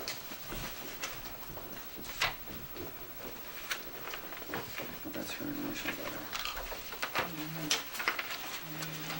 Okay. You probably won't read that one.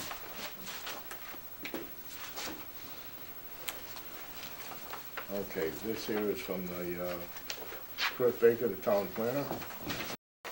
I received the information provided in the application pack for ZBA case number 1802, North Shore Montessori School, and would offer that due to the fact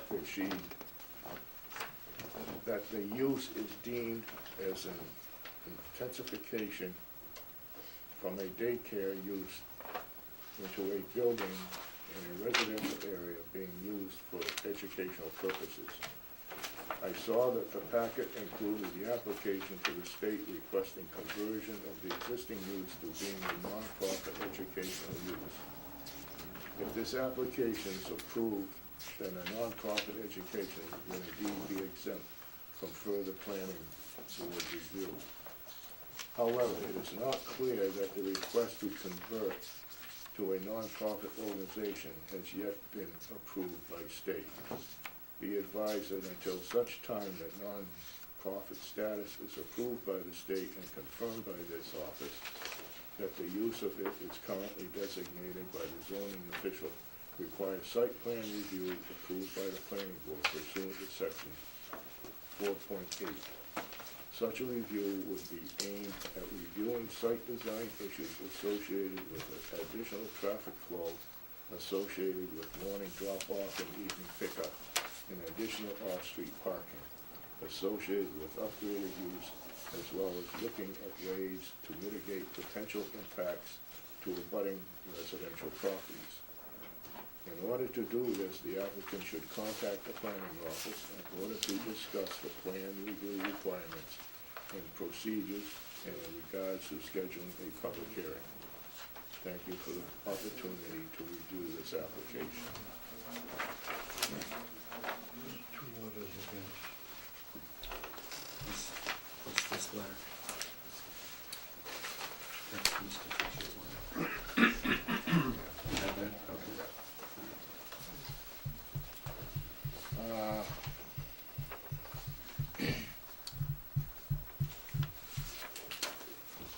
This letter is from Janet M. Janchek. This letter is response to the notice I received in the mail. I live at 112 Wethersfield Street, which is across the street from 121. I am writing to address the safety issue of the traffic coming around the corner from Route 1. I live with my handicapped son, and many times in the last 5 years, when I am waiting outside for my son's handicapped accessible van, the traffic is a concern. It is a narrow corner that comes up quickly. The safety of children on bicycles and children who are walking is at risk. This traffic concern is ongoing all day. Parking is also an issue. This street becomes very narrow when cars have nowhere to park, and the cars park on the side of the road, further adding that the risk and safety of adults, children, bikers, and vehicles. This is a quiet residential neighborhood and is not zoned for anything else.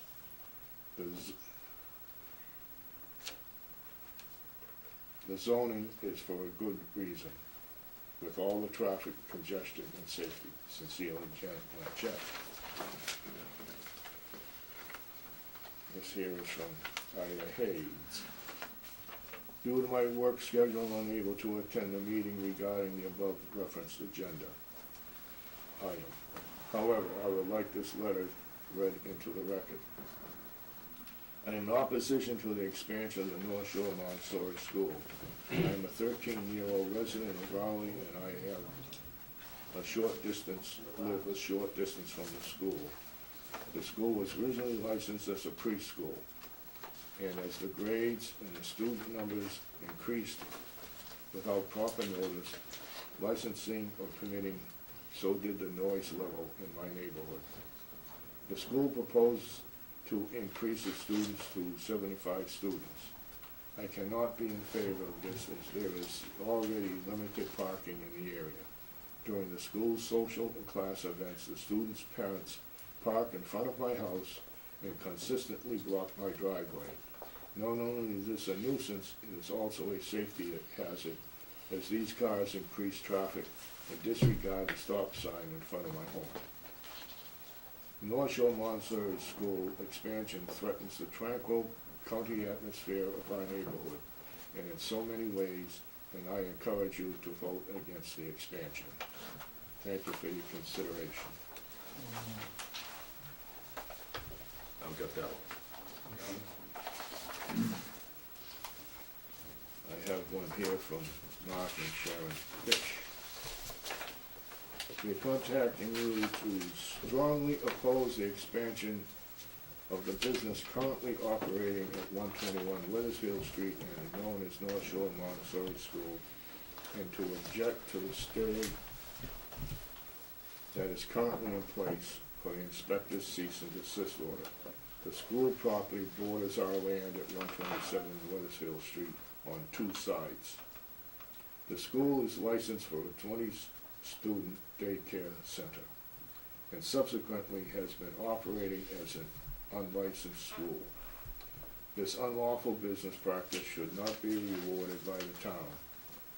The unlicensed expansion of the school has resulted in a complete loss of privacy both visually and acoustically.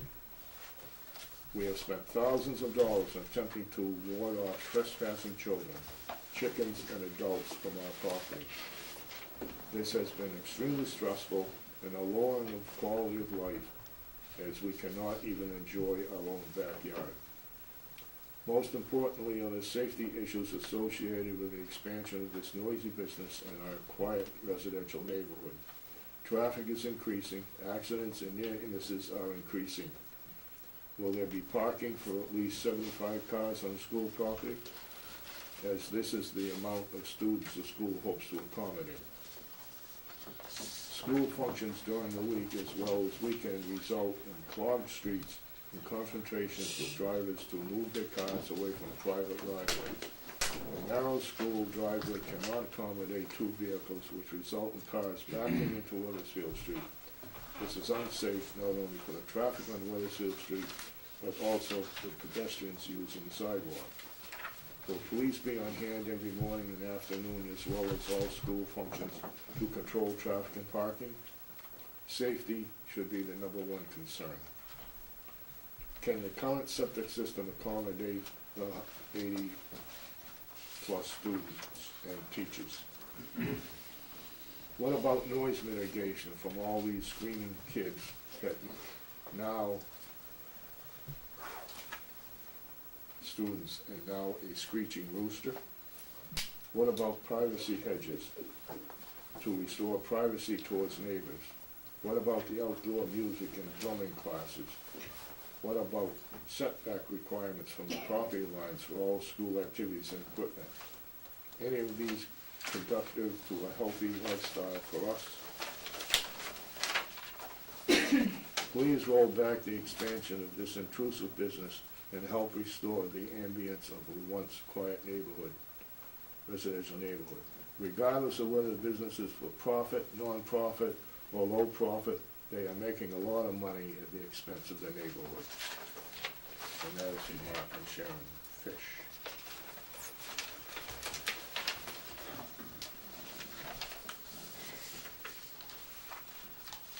Now, I have 2 letters from Mark and Sharon Fish.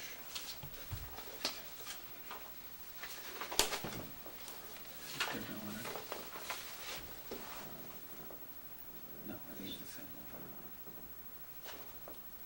Yeah, it's the same letter. No, it's the same letter. Yeah. Two copies. Then you've got one from their attorneys. Yes. The next one.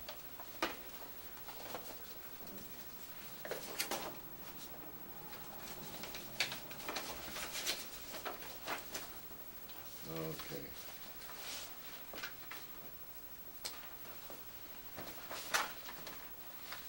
And then I have a letter here from McGregor and Laguerre. That's a pretty lengthy letter, Mr. Very Chairman. lengthy. I'm not sure you want to try to read Right, it. I'm not gonna, You might want to ask the applicant's counsel if she's seen this letter, since it raises substantial procedural issues. No, I was not provided the courtesy of that, despite my courtesy of providing them with copies of my letters. Well, inasmuch as, like I said, it has not just substantive, but serious procedural issues raised, you Sure. might like to see it, so you have a chance to address it, whether tonight or another point. I would like to see it for sure. Take my copy. Thank you very much.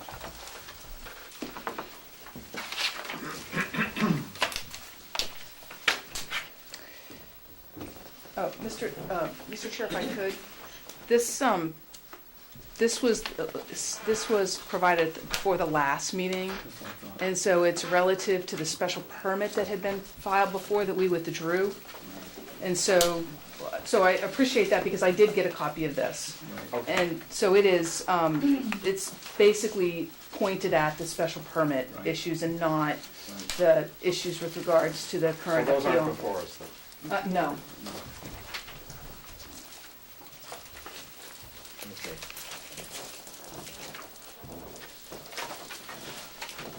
Any other letters? Okay, there's a lot of people here. I'd like to hear from those of you who want to see the school. What have you got to say? Anybody in favor is what he... Anybody in Favor. favor? And those, Should I stand? Introduce myself? My name's Dan Wellahan, and my two children attend the school. Where do you live? Sorry, I live in Newbury, Massachusetts. My two children attend the school. I'm also a teacher myself in Raleigh over at the Clark School. At that setting where you have high school students driving, you do actually need to accommodate a lot of parking because the students have their vehicles. Neither of my 9-year-olds drive themselves or park at the school, so I find the issue of parking moot. There's plenty of parking for the teachers, for the staff, and then there's room for the parents to drop off and pick up. And one of the things that happens at the school is there's a staggered start to the school day so that the elementary students show up 15 minutes beforehand, and so they come in, and then the Children's House, which is your pre-K and K students, show up 15 minutes later. And so the staggered start really alleviates the traffic congestion. I make the commute in this drive 5 days a week. And the concerns that I heard in those letters, I don't find based on the reality of my experience. I do understand that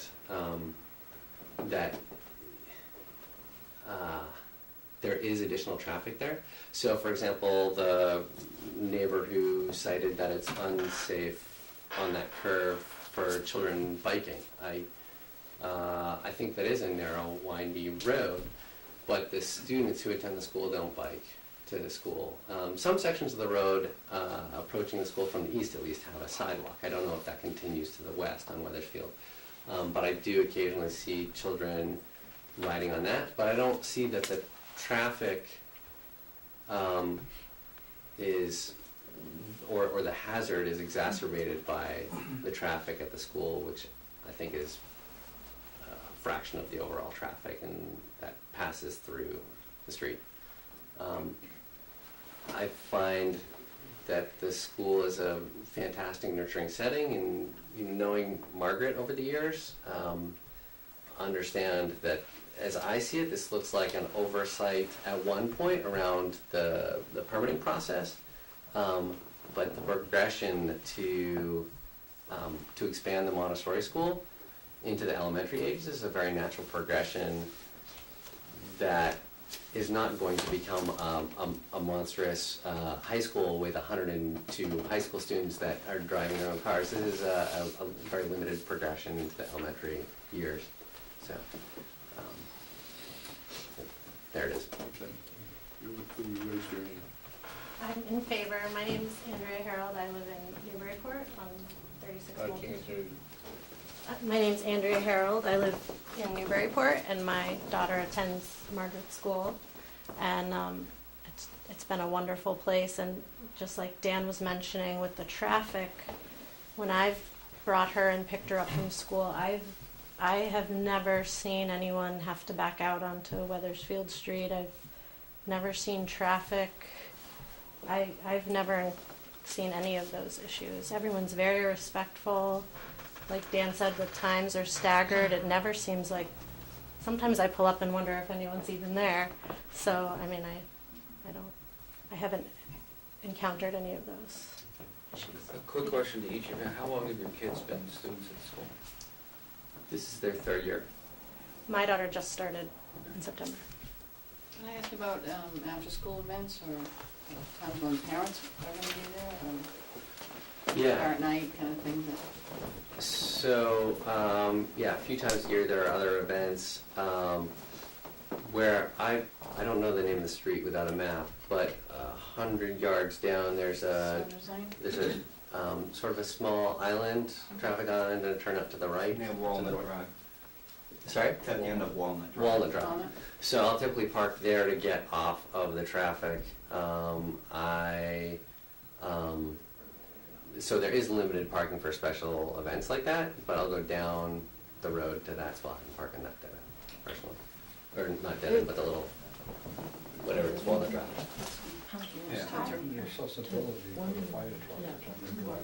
Yes, sir. My name's Roland Madden, live at 135 Weathersfield Street with my mom. And we live at the end of Walnut Drive, and the parking is horrible. They park all up and down the street. It blocks everybody. They blocked our driveway. The noise is kind of ridiculous, all the time. So I don't know what else to say, but it's really a bad choice to let this go through. And it's not helping anybody in the neighborhood. I think the screaming kids kind of drowns out probably the sand pit. What's your name? Tony Uhas, I live in Newburyport. Both my daughters go to the school. I was just making a comment about the noise.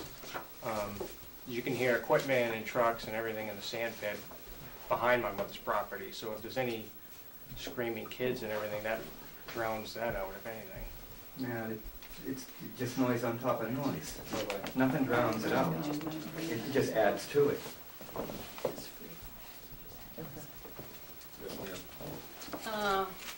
I'm Sharon Fish, and I live right next door to Margaret Henry. There is a lot of noise. The kids are literally right up to our fence. We can't even hear music in our own backyard, so we have to turn the volume up. The safety issue is the biggest thing. I happen to be in my daughter-in-law's side of the house, because we have a duplex. Watching my grandchildren, I see this car almost come into the driveway, and because she didn't go to the school driveway, and the speed with which she came down the street was scary. There was a woman that was T-boned right in front of the school by somebody exiting the school property without stopping. There have been numerous near misses. I was driving a rental vehicle and somebody backed out of the driveway because somebody was coming down the driveway, and that person had to back up onto the street. It is a narrow street, and we're not talking about their children walking to school. We're talking about our children and our grandchildren and the neighbors' children and the children from Saunders Lane riding their bikes. And something's going to happen. There's going to be a fatality if something doesn't give as far as parking. It's scary out there right now, and it has been for 5 years. Excuse me. There's a couple of odd stop signs right there at that turnaround, and everybody goes the wrong way. They pull in and go through the stop sign and out the end instead of going through, you know, and it's marked. You can see it, but they don't care, because once you start, nobody's going to turn around. They just go through and out the other side. And there have been fatalities on that corner, a couple. Yeah, years ago. In the past. Bill died there. Not related to the school, but it is a bad corner. Anyone else? Yes. Yeah, Mark Fish, 127 Weathersfield Street. I'd just like to enter this neighborhood petition into the record for you. 64-year resident of my property. Never had trouble with neighbors. I'm now living every homeowner's worst nightmare. Okay, don't want to try to overemphasize this too much. But the noise and congestion that this school is developing is going off the charts, okay? I know they're now, after the fact, attempting to mitigate things in order to get on the good side of town boards, but for years have operated outside of the town boards, and the town should not recognize this or reward this bad business behavior, okay? The parking at all school events lines the street.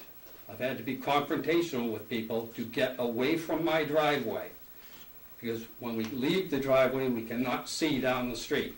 It's appalling. what we've been subjected to. Okay?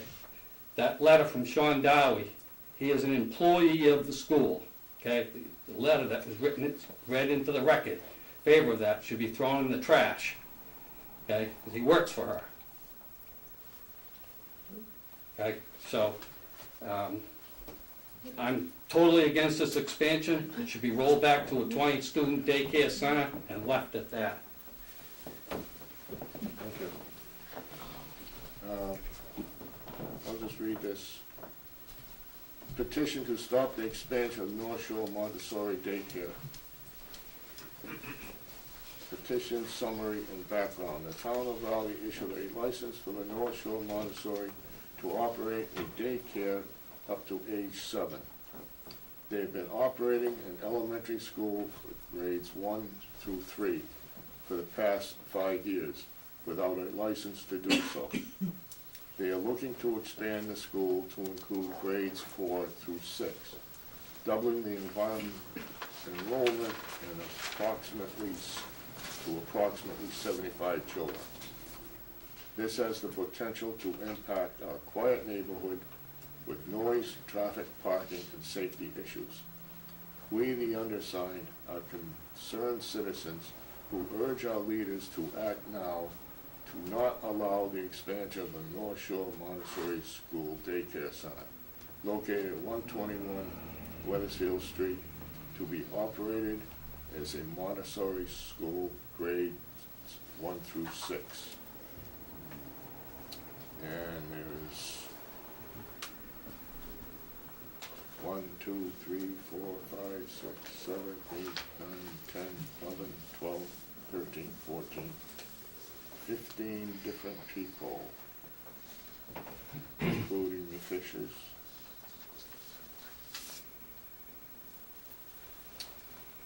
And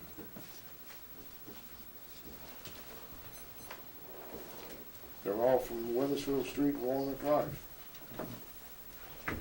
One's from West Ox Pasture Lane, and one from Lassard Terrace, which is just around the corner.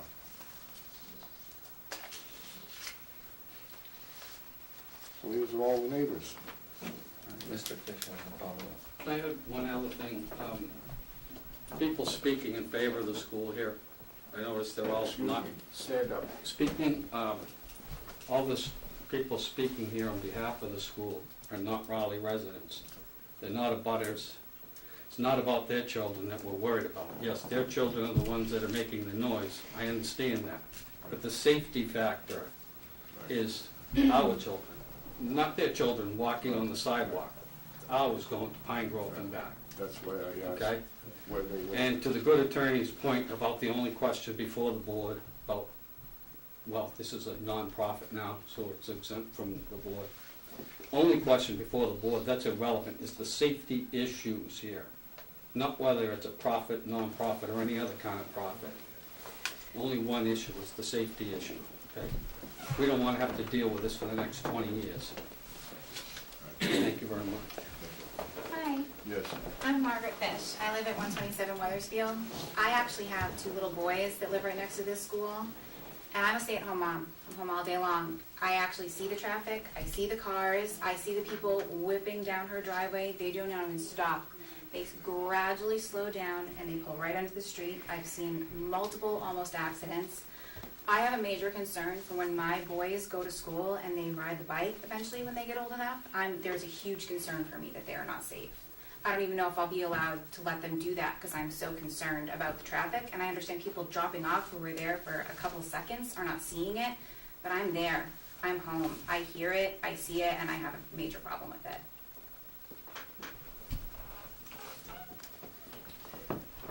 Okay. Yes.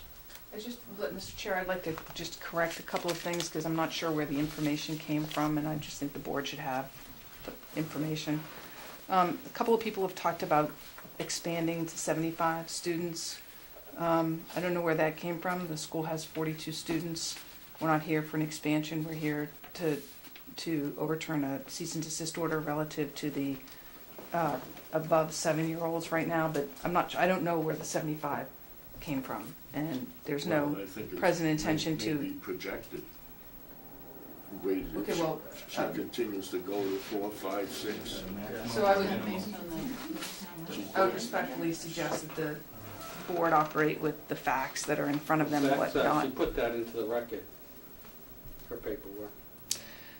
The next thing is that there are two, there was a question by one of the members earlier about after-school events.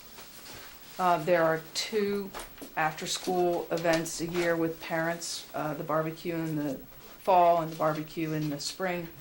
Otherwise, the hours of the school are as follows. The first set of, there's a few kids that come in early at 7:45. Then there's, as noted earlier, there's a staggered start. So there's an 8:30 group and a 9 o'clock group. And then at the end of the day, in the middle of the day at noon, a few kids leave. And then the bulk of the children leave around 3. And there's a few that stay over till between 3:30 and 5:30 in the afternoon, at which time the school's closed. So I just thought it was important to have. So you're ultimately saying that between the hours of 7:45 and 9 o'clock, you've got every 15 minutes or every half hour, you've got potential of maybe, I would say,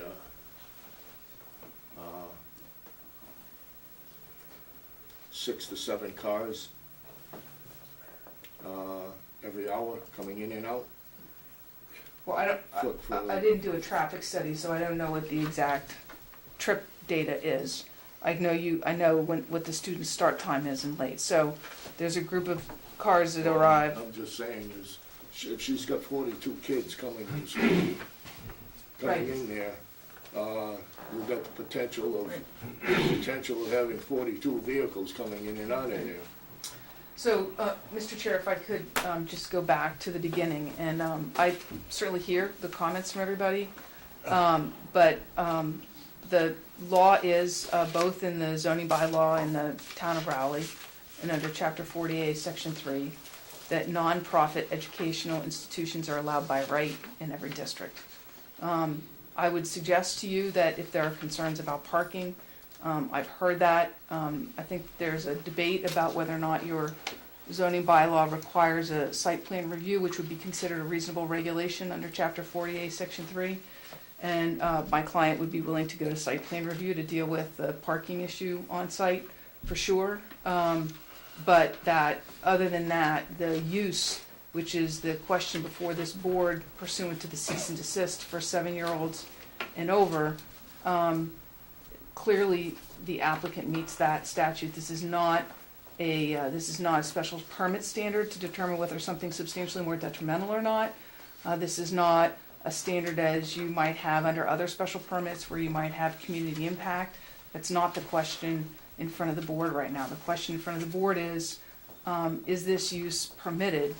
And the use, currently, it is as presented. And again, I would respectfully suggest that, given the comments about parking and traffic, happy to go for site plan review, which under 48 Section 3 in your bylaw questionably would have us do as a reasonable regulation. Also, there's an issue of the size of the building. Is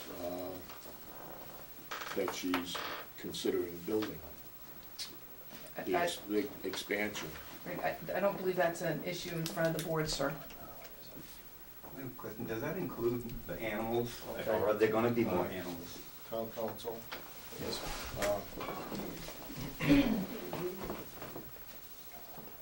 Are we in a position where we should turn this over to the planning board? At the time that the building inspector issued his cease and desist, he acted properly because at that time, the entity that was operating the school was not a nonprofit educational corporation. I agree with Attorney Mead that the determination as to whether this is a qualifying organization is satisfied by looking at the Articles of Organization. And the school has remedied the problem that was identified by the building inspector by amending its articles of organization to become a nonprofit educational corporation.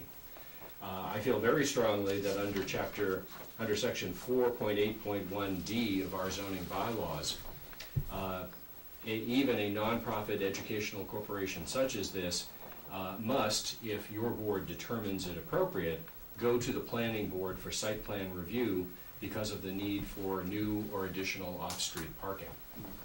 So, yes, I believe that your board definitely does have the authority to require a site plan review by the planning board on account of the parking issues you've heard about. Okay. All right. Should that be done before we rule on? I should think so. Yes. Okay. Okay. Can I get a clarification of that, sort of, before you rule altogether tonight, or as part of your decision tonight, or, I mean, I think the question before the board is pretty clear. It could be a condition of the decision, but I don't think there's any question about the cease and desist order, but certainly as part of that decision, overrule the building inspector's determination, but require site plan review.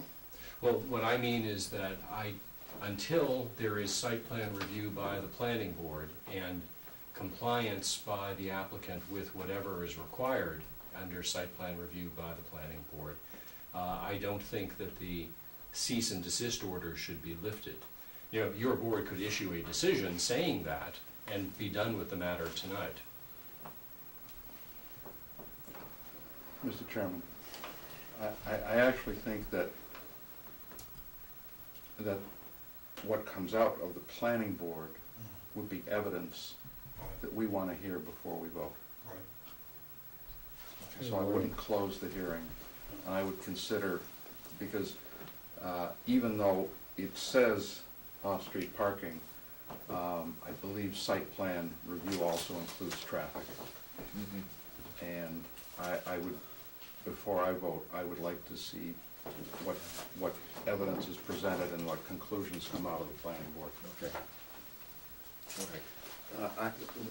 I want to offer a comment on that.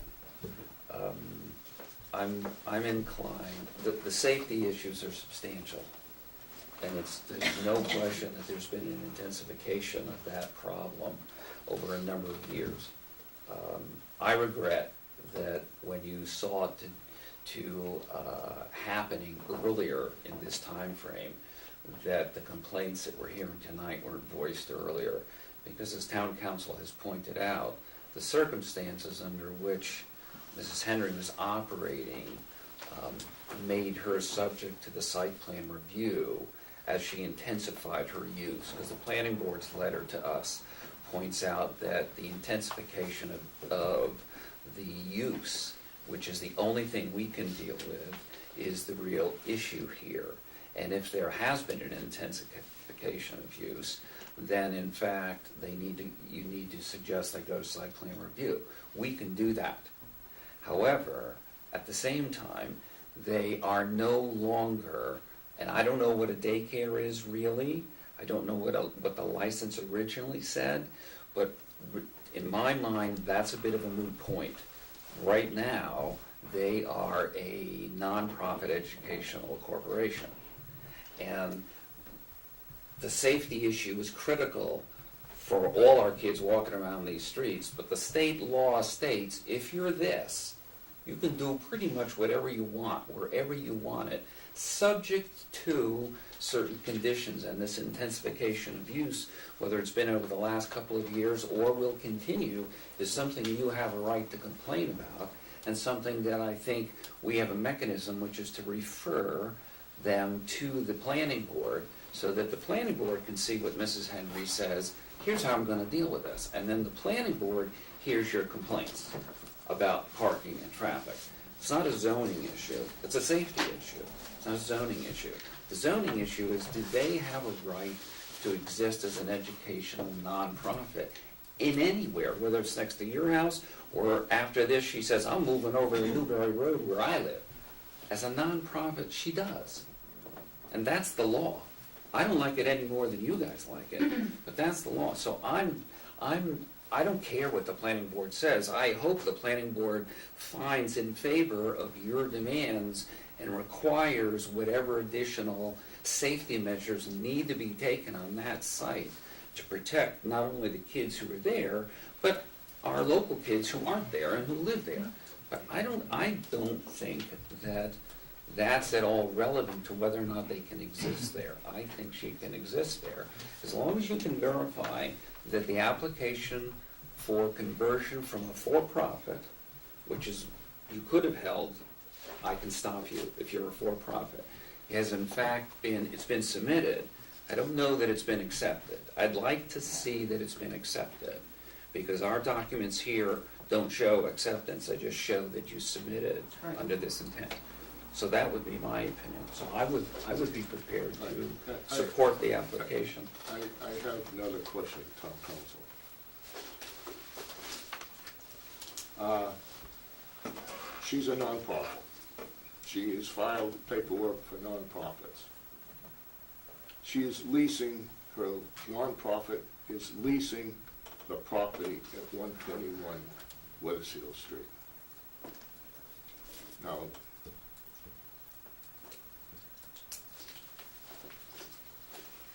does a nonprofit have to own the property? No. It's clear both under the statute and under our bylaw that a lease suffices. Mr. Chairman, just, could I very quickly respond to Tom?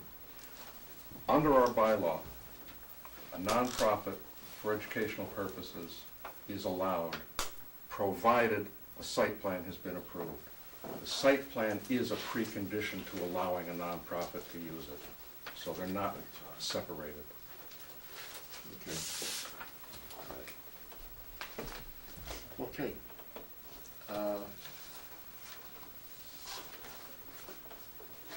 We continue this next month? I think we have to. Yeah, okay.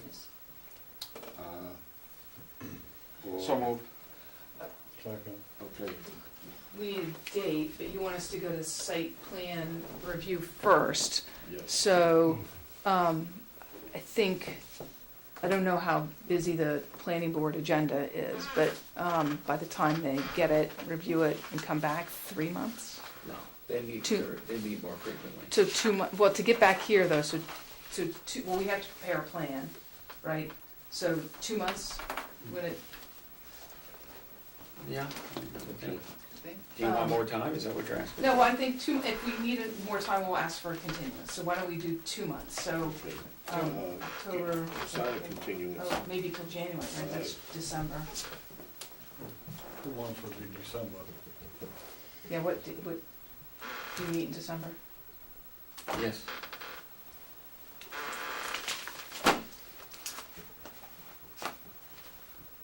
'21st. Somebody's got a hand up. Can I get clarification? Yeah. Does that mean she can still operate her school? Yes, Okay. it does. However, Under grade 3, right? No, the appeal stays the enforcement. Right.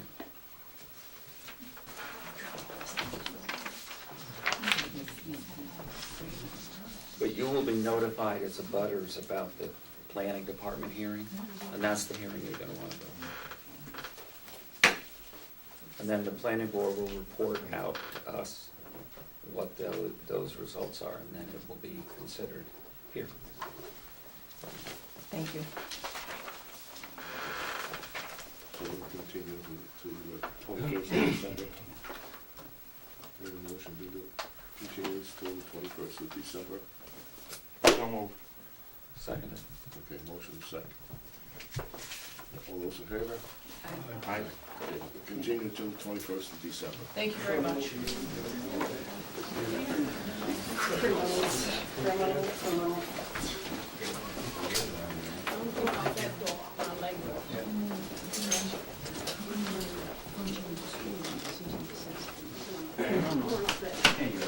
Yeah.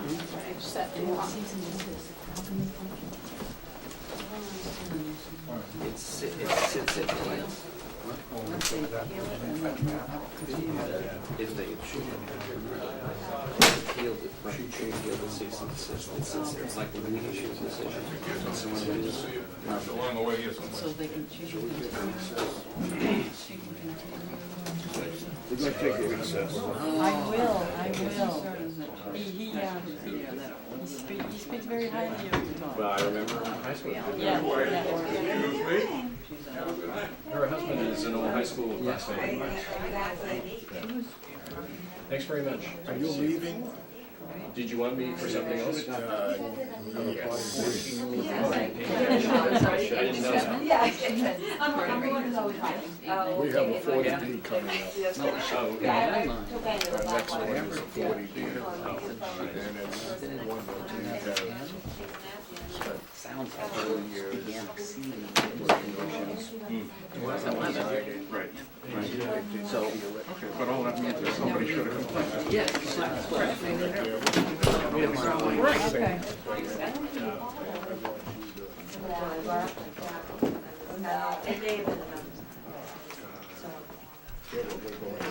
Okay. I'll stay then. Oh, sure. I know nothing about it, so rather than speak about it. I wasn't sure what you were going to say. I don't think we do more than My son was familiar with the subject. No, I'm with the law. He waited. Your kids are young.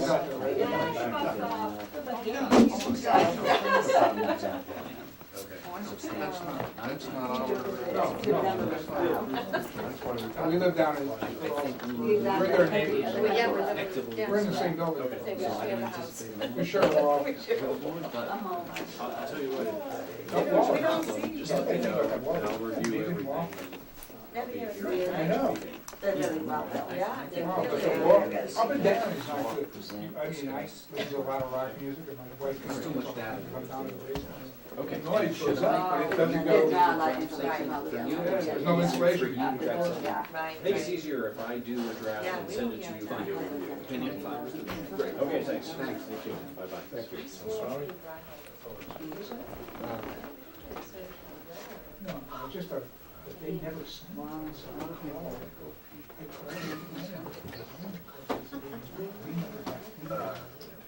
Well, it's full blast. she's got it shut It's off. off.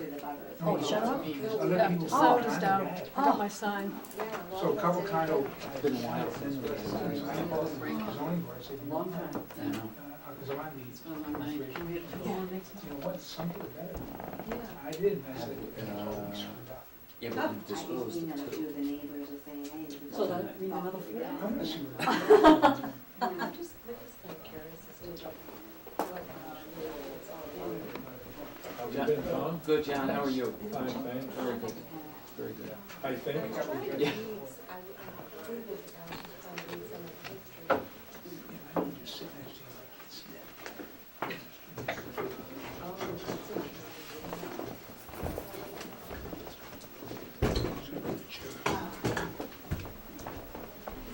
Sorry for the lateness, John. It's 9:20. We wanted you in here closer to 8:30, but we knew it was a full schedule.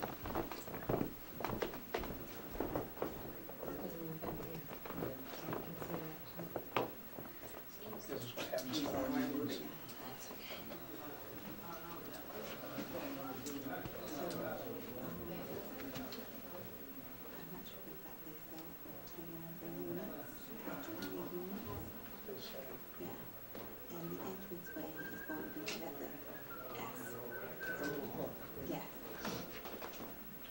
Well, that's all. It's still the same.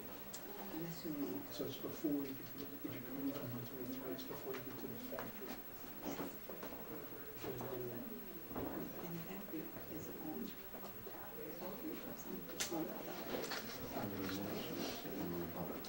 Oh, you are?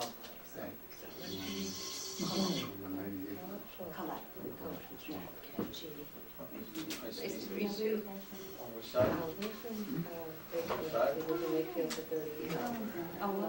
We grew up in Medford originally. Oh, we grew up in Medford originally. Yeah. I lived on Central Avenue. You're on the other side of the stream, Tom. So I No, lived on Central the Avenue. stream's up top. Kind of near like the Stone Line. There you go, yeah, yeah, yeah. Near the skating rink down in there.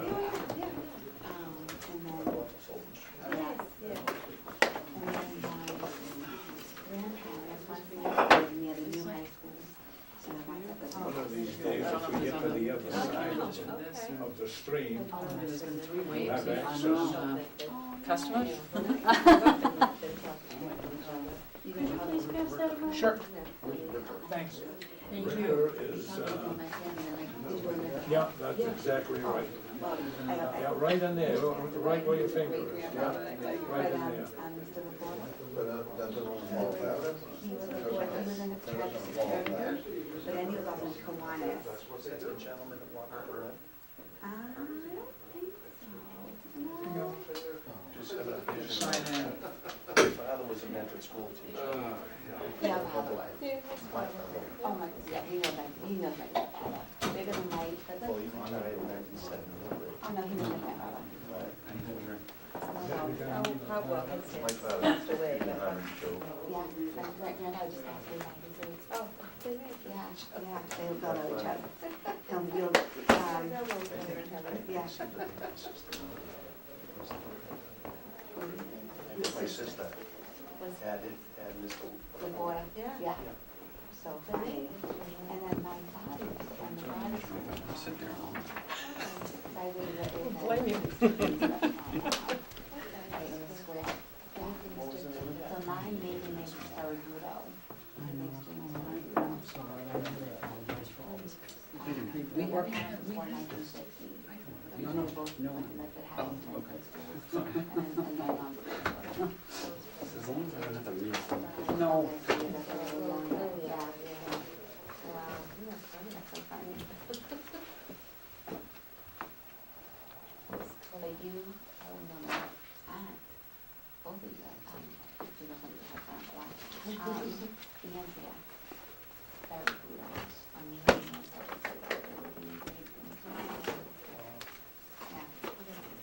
And a cousin that you would be out in the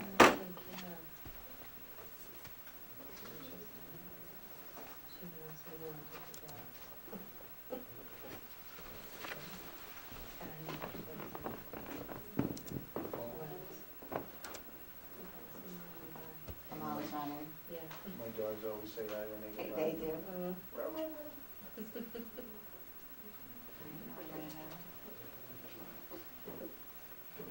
How long have you been around? So, Ava, well, this is 11, she's turned 11, so 10 years. Yeah, yeah. I can't believe it. So you guys did a bunch of tree work, huh? Yes, because of caterpillars. Yeah, I think my son, he's got like a mountain right on his edge of his property. And there's more. I read. This is the whole town. You Go on, 1, 2. exactly, I was just gonna say, you come down 133, It's it's just crazy. devastation. Yeah. Yeah, all the side trees and everything, and that tree in the middle is, we were holding on to it, but, and we have a. Who did you work? The tree, just he is father of one of Amy's friends. Does he do trees? Mhm. Is he reasonable? Mhm. Yeah, yeah, Because he's trying to.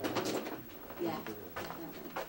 And then there's a side job, you know. Yeah, and he could, they'll go down pretty easy where John has them because there's room to bring. There's room to bring it down, yeah. That's always the issue. Yeah, no, definitely.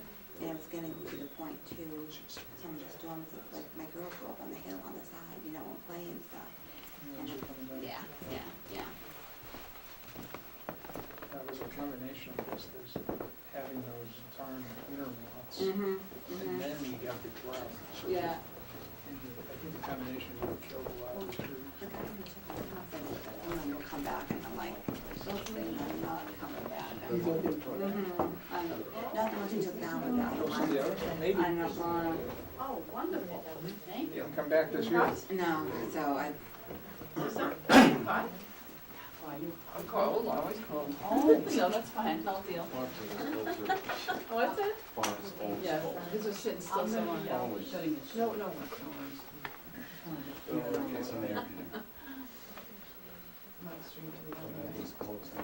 Yeah, sure, if you guys don't want to. Thank you very much. I forgot the whole wave that was here before. Excellent, thank you.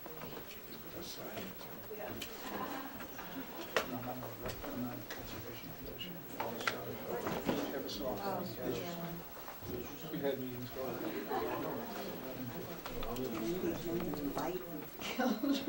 Well, I think it's hard too, it's like I listened to this last one, I was listening.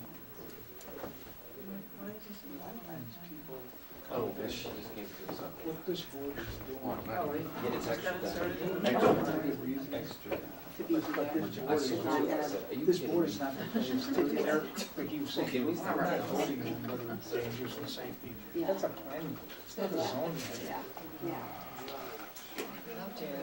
A lot of times everyone's on this side because, as I listen to this, it says, hey, like the one says, I totally agree with this, in the school. In a residential. It doesn't seem right, however, it's the laws. Yeah. First thing I did, I looked at mine today, and I saw I had that too. Then I looked at this. This is a Frank de Wilson. There's an updated version. So you looked at Wilmington Road?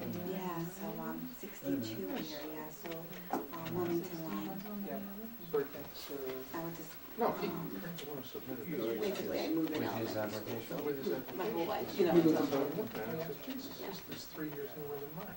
So as you go up there on. I think I put it at 213. I mean, the last last right on one. 62. You get up toward You got it, Route 3, yeah, But anyway, here's that what area. I'm talking Yeah, about. go ahead. Uses We permitted. live in Lexington. Land construction day, Yeah, we're all all set. set. That's right, I knew. No, I got some here, thank you. Nonprofit. Thank you. Yep. Because I love growing up there. This one or what?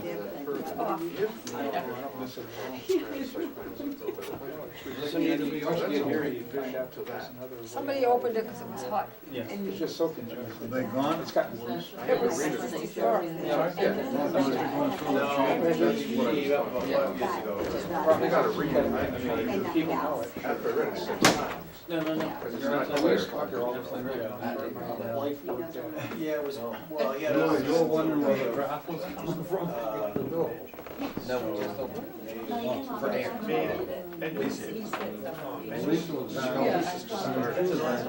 She's freezing. It doesn't, Like it, so we are, comes in there with us. Yeah. So we have Tom the Tree, that's like that, you don't go beyond Tom the Tree, so the bench kind of like, you know, into it, my youngest. Oh, cute. That's awesome. Oh, from Montrose. It's like 40 days.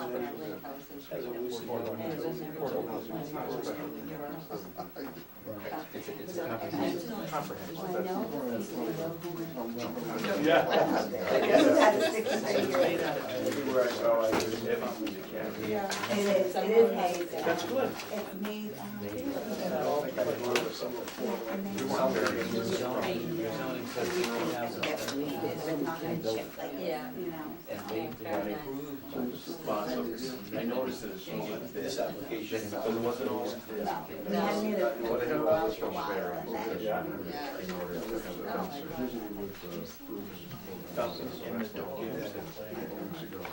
Yeah. They don't play, you know, they don't. But it gets so procedural.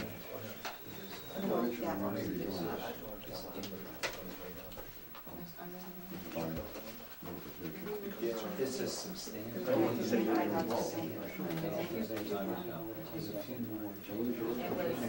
John is my father's brother. No. So he did all the work. I didn't even know that TV shows were being rescued. So when, you know, the whole process got okay. Yeah. And look how it, you know, the housing in California, you know, it's not easy deal. Oh, no. It was a little Frank, it was a safe. Oh, Yeah, he was kind of, I mean, it's nice what they built.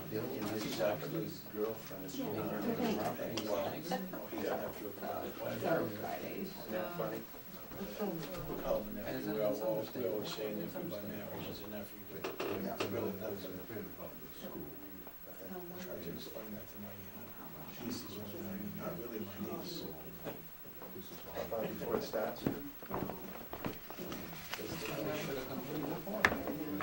Nobody raised hell. Nobody raised hell. I mean, Mrs. Fisher was Why shut the meeting down? Okay. 3 years ago. That she couldn't stop them in their tracks then. All right. They wouldn't have the sound. I mean, if No, I had always gone from the. None of this is on Swallow one meeting, I put it in my truck. So they'll come back, and the planning board is going to come in. I'm sure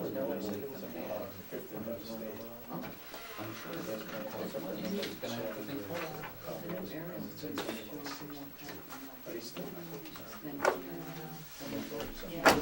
I don't know if it's enough. Let's go.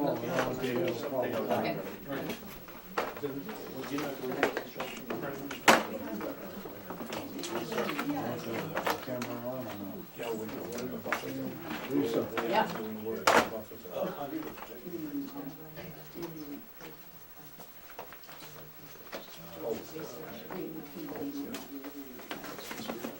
I made a mess of this paperwork. That's all right. I'm gonna put it in my fireplace. I don't know what it is. Doesn't matter.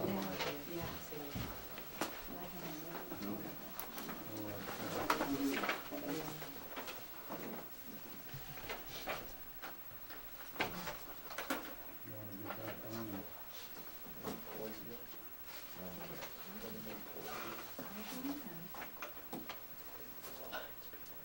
Where is, Have the camera on?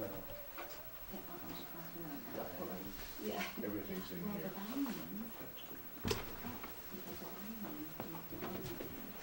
Everything's in here. Oh, okay.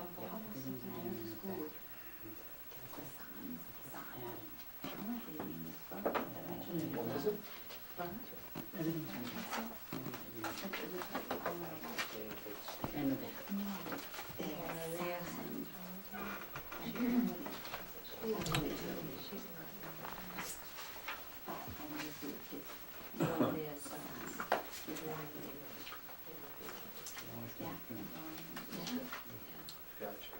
Okay.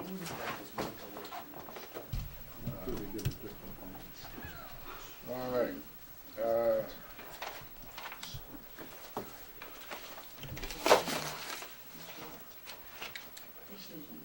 Public hearing for case number 1806 for an application received from Thomas A. Francos, manager, is now open. This public hearing will proceed in orderly fashion. I ask the cooperation of the following procedure. Everyone present will be given an opportunity to be heard after the application is presented and the board members have asked questions. This hearing is being videoed and audio taped. Therefore, when you address the board, begin by stating your name and address. Speak slowly, audibly, and clearly. Only one person will be allowed to speak at a time. Purpose of this hearing is for the board to hear and consider the pertinent facts relating to the application and to approve the conditions of denial. Before hearing from the public, the applicant will be allowed to present their case, and then the board members shall ask questions or comment. Does any member of the board have any conflict of interest on this case? No. No. No. All right. Public notice for this application was posted at Town Hall, sent to a certified list of parties of interest, and was published in the Town Comment on October 4th, 2017, and October 11th, 2017, and reads as follows. Case number 1806. A public hearing will be held at the Town Hall Annex, 39 Central Street, on Thursday, October 19th, 2017 at 8:30 PM to act on an application received September 25th, 2017 from Thomas A. Franco's manager. The applicant is seeking a comprehensive permit under Mass General Laws, Chapter 40B, to build 20 units. The property is located on Daniels Road in the outlying district shown as Assessors Map 9, Block 23, and at the public hearing, members of the public may ask questions and present evidence that support either their approval or denial of this application. All right, now I gotta read the...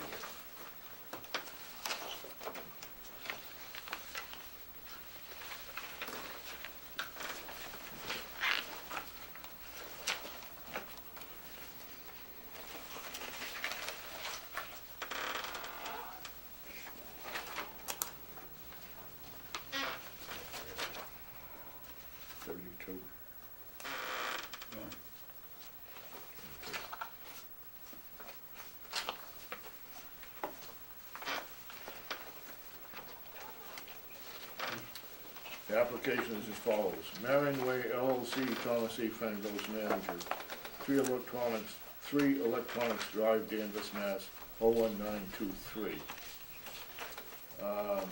The ownership is, the name and address of the owner is the Thompson Desjardins Trust.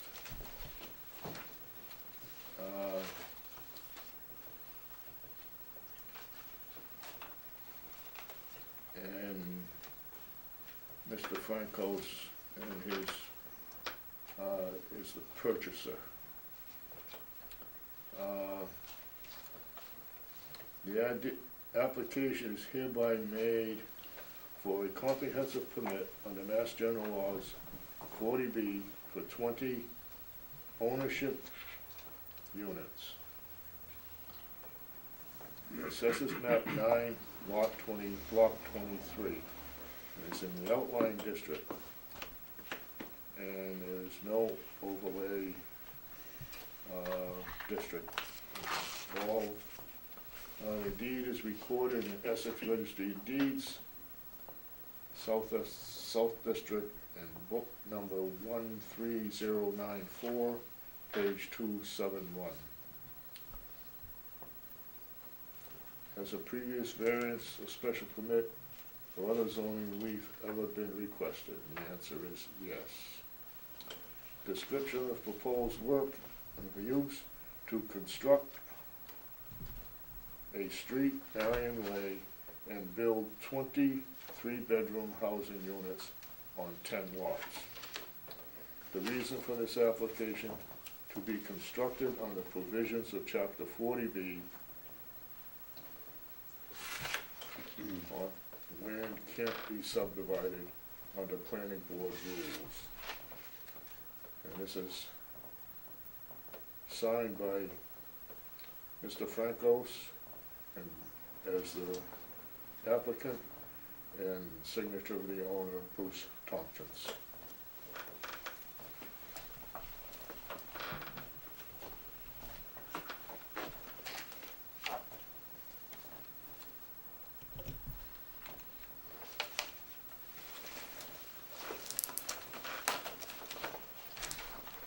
And all parties in interest were notified. Lisa? Yes.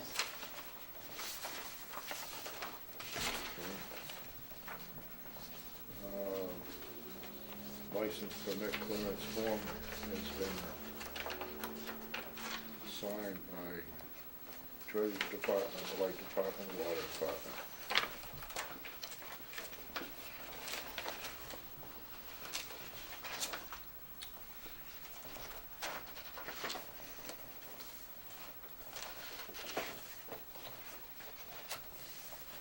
All right.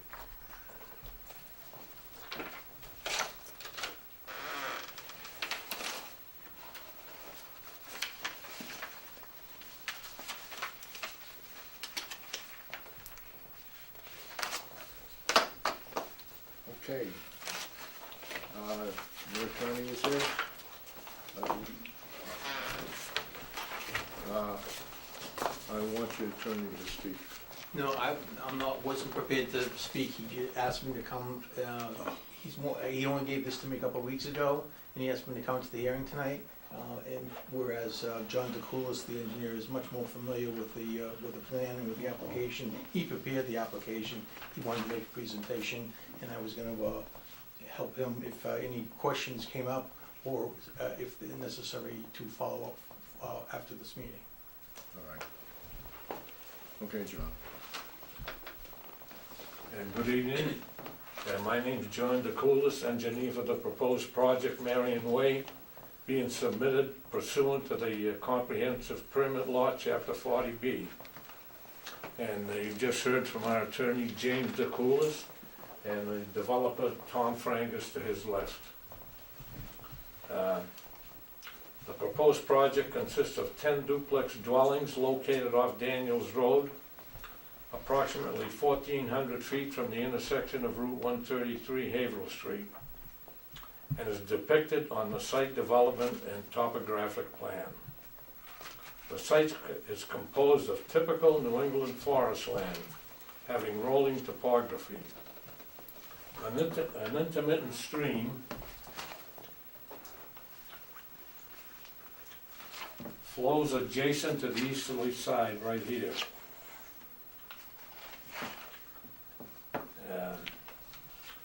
And turns in a northerly direction at the end of the site, discharges into a pond of approximately 5.5 acres. This pond is usually dry during the late summer months. There are no wetlands on the site. While access is at a curve on Daniels Road, site distance is greater than 350 feet are provided in both directions, allowing safe egress from the project in almost a straight line to Haverhill Street, Route 133. A Knowles Woods Road traverses the property that was used to access the backlands across the pond to harvest firewood. It is our intent to retain as many trees as possible, as was done on the lots we developed on Daniels Road, Dodge Road, and Emily Lane, to retain as much of the rural character as possible. The houses will not be visible from Daniels Road. The proposed street of 867 feet is a low-impact design that includes a pavement width of 26 feet without curbs, the same as Daniels Road. The Rowley Conservation Commission has reviewed stormwater calculations and issued an order of conditions recorded at the Registry of Deeds at Book 33801, page 59, and issued an extension permit on October 3, 2017 to October 20, 2020. The proposed development will be serviced with electrical power, natural gas, town water, telephone, and cable TV, all supplied underground. Percolation tests have been conducted, and septic systems will provide sewage disposal. And I'll be glad to answer any questions. Okay.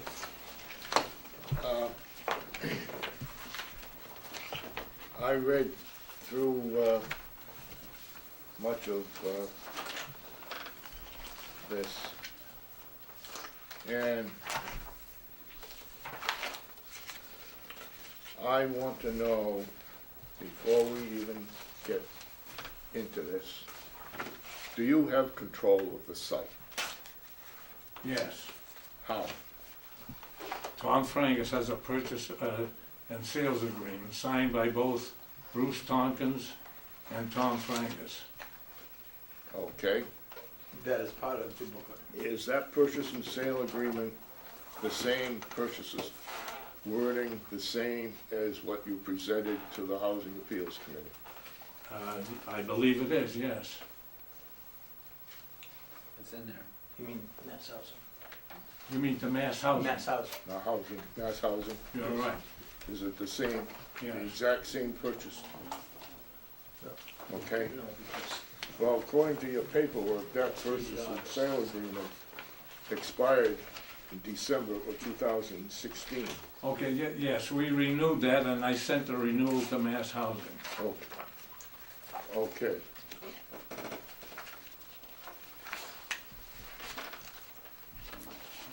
But they issued a letter based on your previous purchase and sale agreement, Right. right? I'd like to see that original purchase and sale agreement. I can get that for you. I don't have it with me, but I certainly can get it for you. Okay, I'd like to see it. Okay. I don't have it with me, but I can supply that to you. Okay.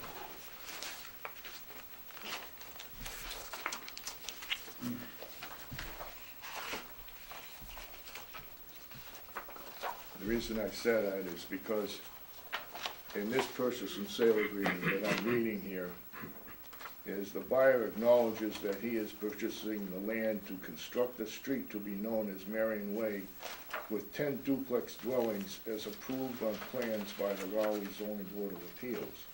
Said street shall be constructed in accordance with said plans for approval as a public way by the town of Raleigh. The buyer shall execute a deed to the town of Raleigh for Marion Way to be recorded at the Registry of Deeds, together with the acceptance plan. Seller shall retain an easement over Marion Way for all purposes for which public ways are used in the town of Raleigh. The provisions of this paragraph shall survive the delivery of the deed. All right? This road is going to be a lead-in road for the land. Am I correct? Correct. Okay. So I'm asking you, do you have control of the site? Can you change the plan? I'm not sure. I don't know if I understand. Yeah, I'm not sure what you mean by change. Can you make changes to this plan? Yes. To that plan? Yes. Yes. Oh, we can make changes. Sure. So, are you prepared to negotiate with us? Because hopefully, this is basically the same plan that we spent 4 years on. And quite frankly, if it was up to me right now, I would say no. Because it's basically the same plan. You've gone ahead and gotten permission to submit a second plan for this site by adding some more land, and I'd like to know where you got it from. More land? Right, you've gone from up to 6.5 acres. Yes, the one that says 4.6 is a typographical error. It should have been 6.6. It's always been 6.6.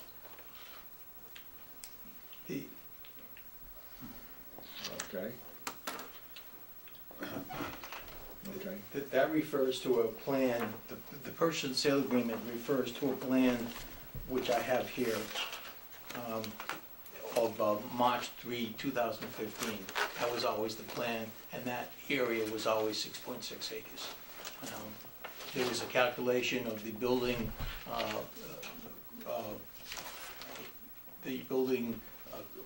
footprint that was based on 4.5, so it's actually higher than what is in the booklet. And we are gonna submit new calculations to indicate that there's actually a greater tract of land than was originally thought, or what's originally presented to you. And that was one of the reasons that this was done. So it's actually 6.6 acres is the size of the tract. Okay. What I am concerned about, John, is the end of the road. The cul-de-sac is not adequate for a fire department to get around there. And also, you've got an area for an easement, which you intend to continue that road further into the other portion of the land. And the reason I'm asking, can you change the plan, is because One of the things that I'm gonna require is that that easement be taken out. And if that easement is taken out, Mr. Tompkins won't sell you the land, am I correct? I believe that's correct. It's a term of the purchase and sale. So you really don't have control of the whole. Well, we do. We control that site. Mr. Frankus controls that site. If you want to impose some conditions that we can't comply with and it becomes a hardship, that's a different issue. We can, to answer your question, we control that site and we can make some changes to accommodate, in that plan to accommodate what you like. Okay. You hear where I'm coming from? Okay. Okay.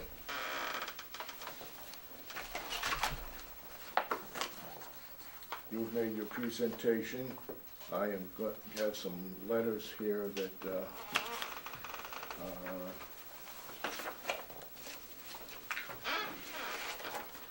I was very intrigued to read these because we've had a change in the fire department, we've had a change in the highway department, and I've gotten letters from the new people, and they're almost word for word the same complaints about the road that the previous administrators wrote. I'm going to read them. This is from the fire department.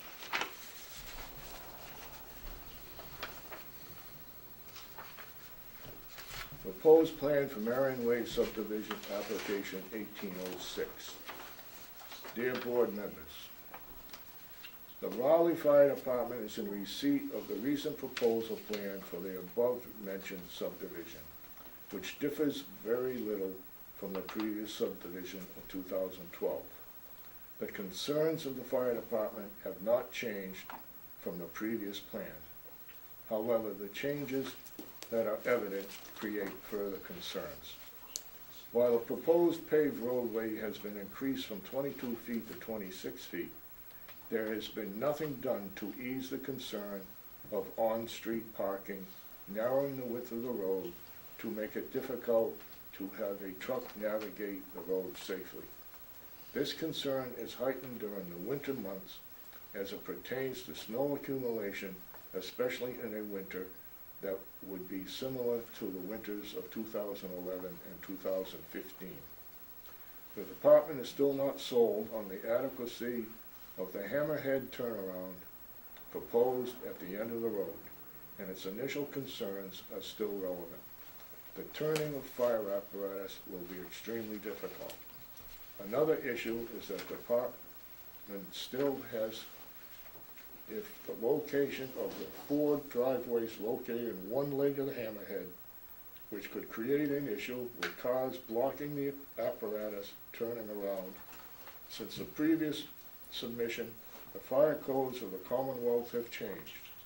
In January of 2015, the Commonwealth has adopted National Fire Protection Association Standard 1 as the fire code.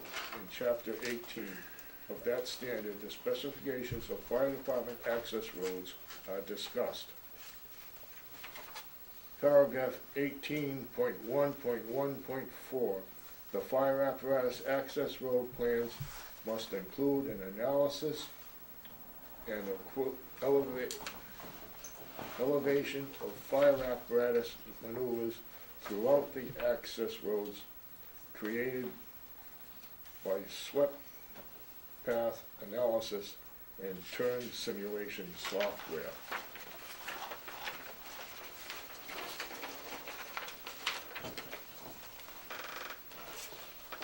B, 18.1.1.5. The fire access plans shall bear the seal and signature of the responsible registered professional engineer. C, 18.2.3.4.1.1 states that all fire department access roads shall have an unobstructed width of 20 feet. D. 18.2.3.4.1.2 states that fire department access roads shall have an unobstructed vertical clearance of not less than 13 feet 6 inches. E. 18.2.3.4.2 states fire department access roads shall be designated and maintained to support the loads of fire apparatus and shall be provided with an all-weather driving surface. F.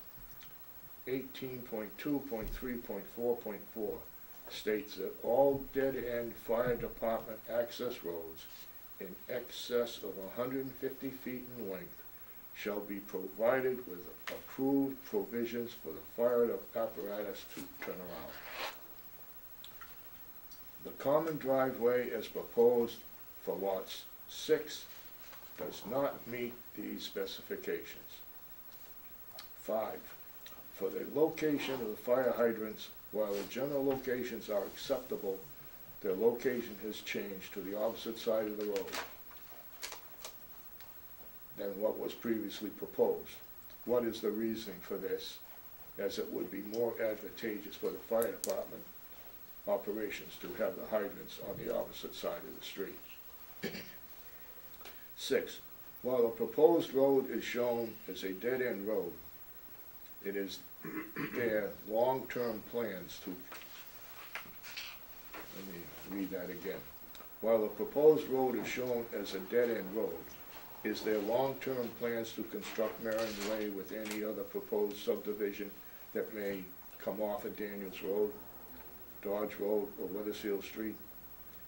If there are long-term plans to do this, it will dramatically increase the amount of traffic turning off and on from Daniels Road onto Marion Way, which would increase the chance of a serious motor vehicle crash. The department will make itself available to the board to discuss any and all comments that the department has on this project. And this is from James Broderick, Fire Chief.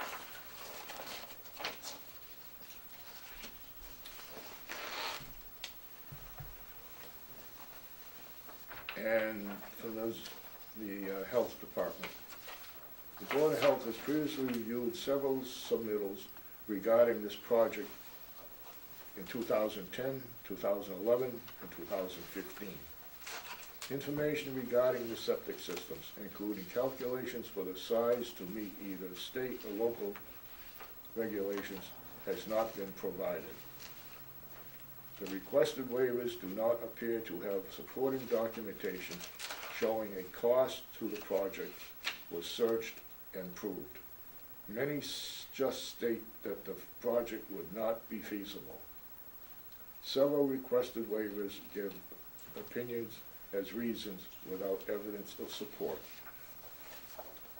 No information regarding potential compliance with Board of Health regulations has been provided. No request from the applicant is representative to discuss the variances or to reach any compromises, as other similar projects have tried, has been received in the years that this application has been pending. The Board of Health may have additional questions and comments upon receipt of a septic system design in compliance with other state and local regulations.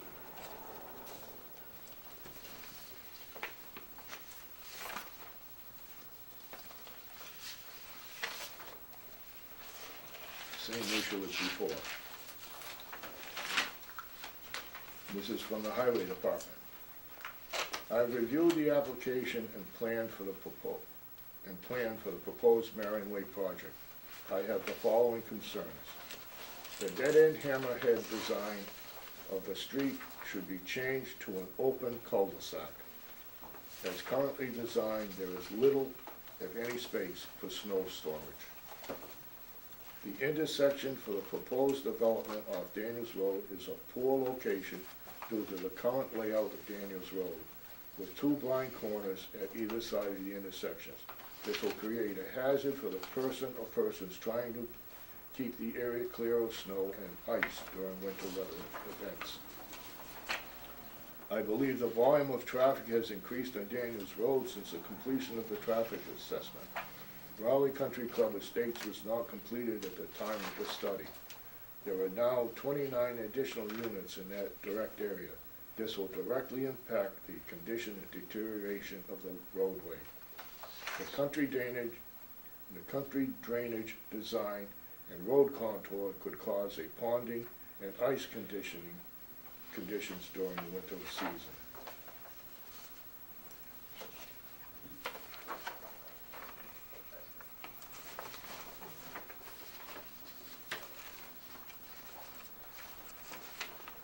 And then I have a letter here from the planning board.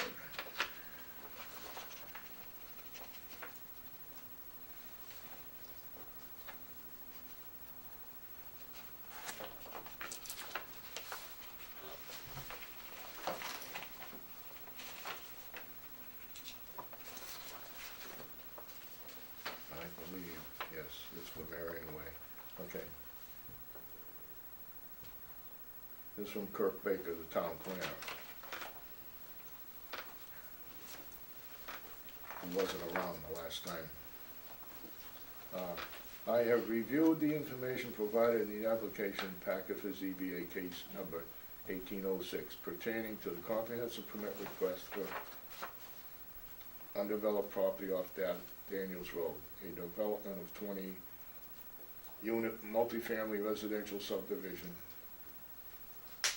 2-family units, 10 two-family units on 10 lots, with 5 of the units being designed as affordable housing units. The total area of the subject parcel consists of approximately 172 acres, but the area to which the project is proposed is confined to approximately 6 acres of the southern portion site. The project area will be bounded in the east and in the north by wetlands, resource area tributary to the Mill River, but there is a potential room for expansion of prospective residential to the north of the Mill River tributary. The property lies in the outlying district while the minimum lot size required is for 60,000 square feet lots, consisting of at least 150-foot frontage. None of the proposed lots meet the threshold, with the largest lot proposed being 30,000 square feet in area, and the smallest being only 15,701 square feet, and 6 of the 10 proposed lots being less than half an acre. It should be noted that all these lots propose to utilize their own septic systems. By way of comparison, abutting properties to the west are typically 1 acre or more, as are the parcels of the Emily Lane subdivision to the north, all of which are single-family dwellings. With this comparison in mind, I must conclude that the proposed lot configurations are completely inconsistent with the surrounding residential uses in regards to density and overall character. Although open space residential development, OSRD subdivisions are permitted in the outlying zoning district with a special permit approved by the planning board, the increase in density in an OSRD is offset with the incorporation of accessible open space, lending to a more overall suburban or even rural appearance. The proposed density of the development on the site presents another issue in regards to the fact that the entrance to the site is located at a sharp bend on Daniels Road, which potentially limits site distance, visibility for vehicles going in and out of the site. The ZBA should make sure the applicant addresses the issue of vehicular ingress and egress at the location and determine that the daily number of trips for a subdivision proposal of this density is not inappropriate for this location. The proposed cul-de-sac length also exceeds the design threshold of 500 feet, set by the planning board rules and regulations site design requirements, which is only extended by means of a waiver process only to OSRD proposals. Moreover, the applicant must demonstrate that such an extension of the cul-de-sac is beneficial to the overall design, as well as show a need to overcome topographical constraints. The waiver of the cul-de-sac length is not viewed as a sole means to obtain additional units. I would also note the following additional concerns. 1. The submitted is difficult to read, and it would be better if the applicant submitted separate sheets, plan sheets, for topographic, drainage, utilities, layout, landscaping, and lighting. It is unclear if the roadway is intended to become a public way. Portions of the driveways appear to extend into the right-of-way, as well as does a portion of the stormwater management basin at the rear of the development.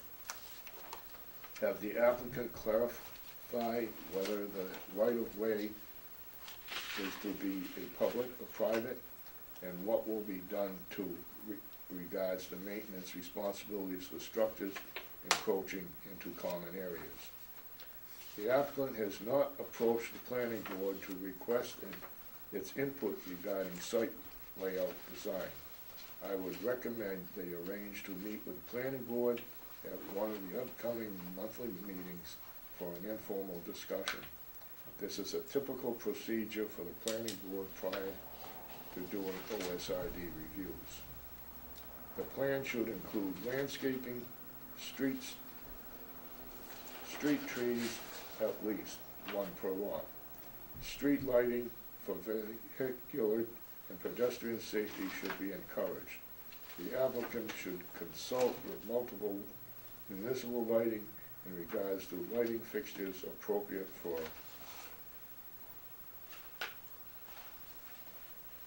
I don't know. Something's missing in the way.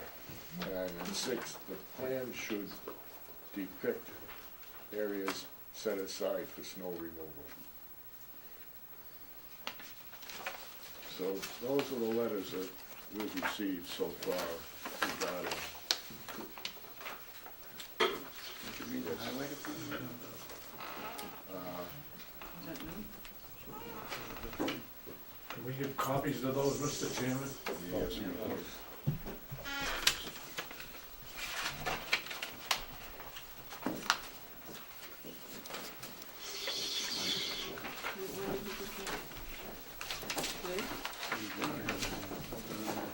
Okay. All right.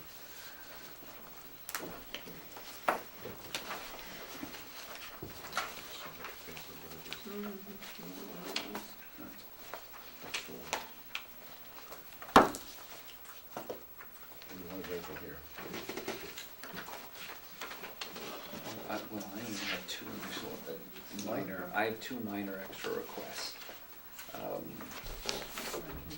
Based on our last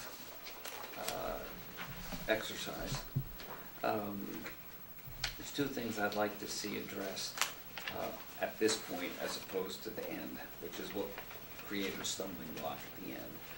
One is, as you know, the town has to sign off on not wanting to buy the lot. You did that, you went through that exercise and got that late into the process. So you ought to be able to obtain it again. I don't want any of us to spend the time investigating this project only to find that because 5 years from that time, the town now decides they want to buy the land. Okay. Number one. I don't think that should be difficult to obtain, and they'll act fairly quickly on that request, I think. The second simply is your funding letter, which is not a funding letter, it's a expression of interest, is dated 2015. My experience with most funding letters is they have a fairly short shelf life, maybe 90 days, maybe 120 days, unless you have a special relationship with the source. I would like to have you submit something that's more current, suggesting you have access to sources. I assume it's there, but a 2-year-old letter, a lot of things happen in 2 years. That's my only upfront request.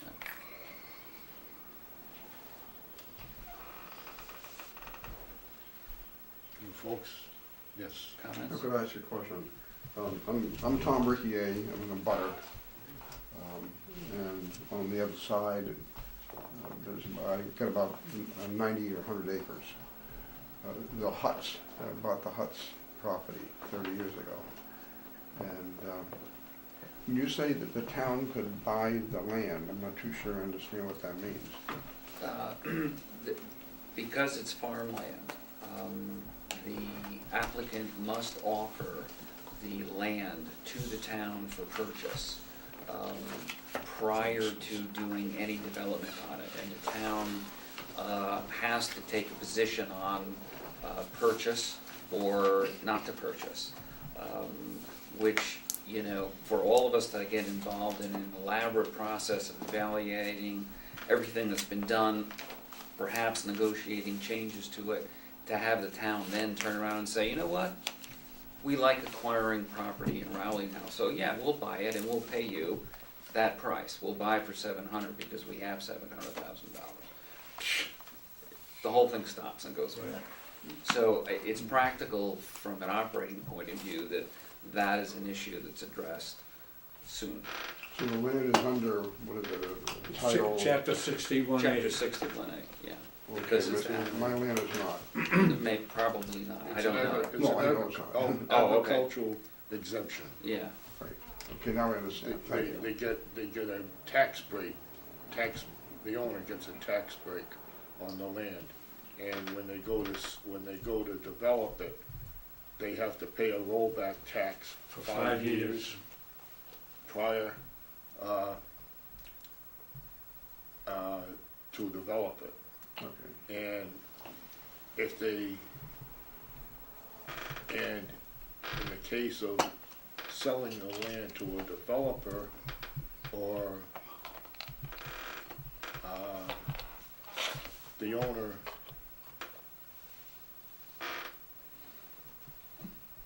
has to provide the town first refusal on the land. A first refusal? Right. Okay? If he puts it up for sale, if he's got it in chapter land and goes to sell it, he has to give the town first refusal.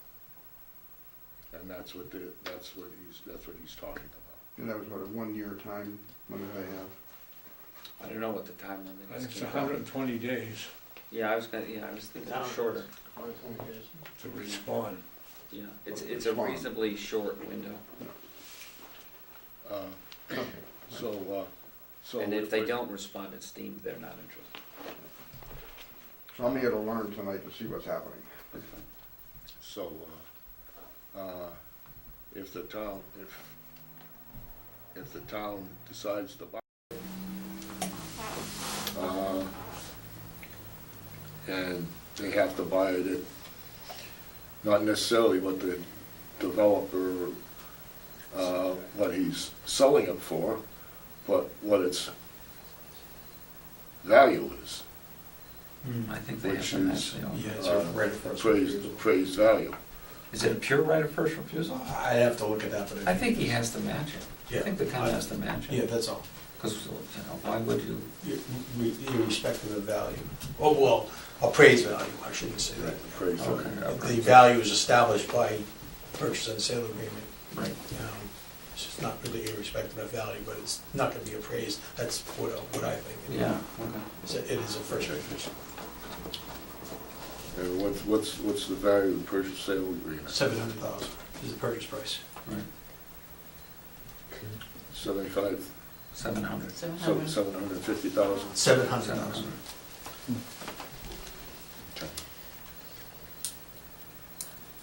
So, you folks have a question? Yes. My name's Colette Burrow. I'm one of the abutters. I'm on 99 Daniels Road. I'm just here to kind of hear where we are again with this proposal. I'm not in favor of this proposal.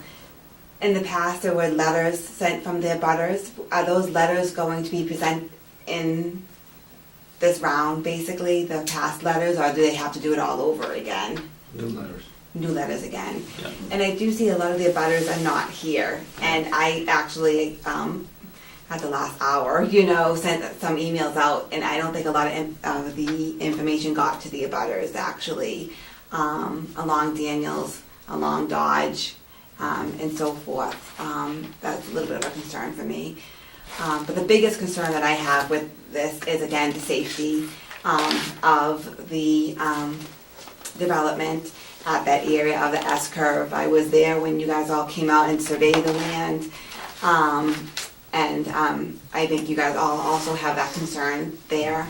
There's also just a concern about the character of the development here in comparison to the character of the surrounding area.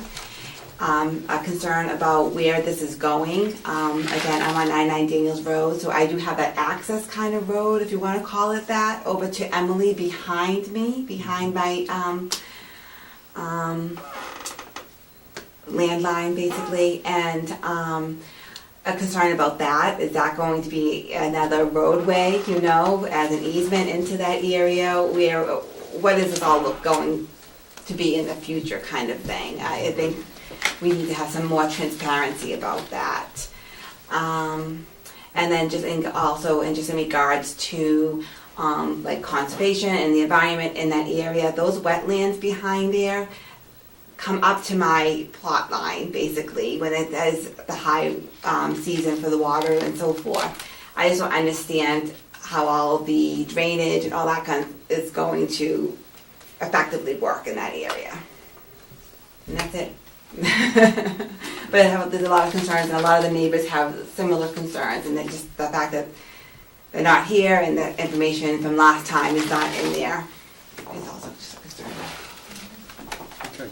Okay. That's fine. We appreciate this statement of concern. Yeah. Keep in mind that an abutter, by our definition, and we notify all abutters, may be not someone who just lives in eyeshot of the actual property.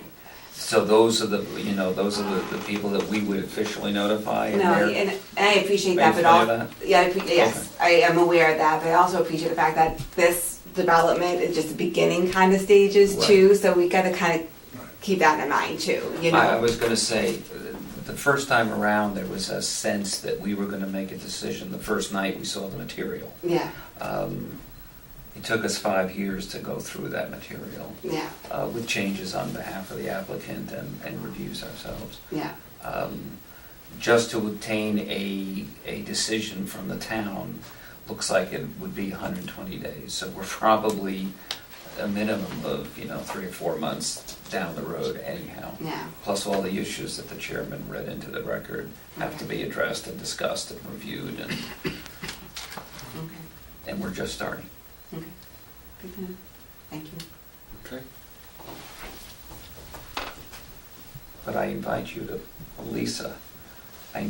contact Lisa anytime you want. If you think something's going on and you're not sure, just give her a call and she'll tell you. Will do. Thank you, Lisa. My name's Harry Bowe. I live at 7 Raleigh Country Club Road, and fairly new resident of Raleigh. And living at Raleigh Country Club Road, obviously I'm not anti-development, or I wouldn't be here. However, I heard some things coming up earlier. My concern would be, it's one thing to have 20 units there. It's another thing to have an easement that then opens up another 50 to 100, That's or whatever the number is. That road, Daniels Road, is not built. And, by the way, you have the intersection then of Daniels on 133. And I've been here 4 years, and we all see what's happening with 133, right? Something's gonna have to, some type of a traffic analysis would have to be done to see, are you gonna have to put lights on that corner? I'm not even talking just the, getting onto Daniels, I'm talking getting onto 133. This is bigger, and I can see you guys are thinking about that already. I think that's important. 133 is the only way that people Traverse town. west of Raleigh, Boxford, Georgetown, Haverhill can get to Gloucester. It's the only way they can get there. And the traffic on 133 is Worse and worse. I would just think, I think you'd have to have some kind of a traffic analysis. Hey, what are we gonna do? If you're gonna proceed with something like this. I live on Route 1A. When I moved over there was no problem my wife riding her bicycle down the highway. She wouldn't dare take it out today. And especially this development, unlike me, I have a choice. From Raleigh, I can kind of go down and go around Weathersfield and get out. If you're coming out of that road, I guarantee you, 9 times out of 10, you're going to 133. So.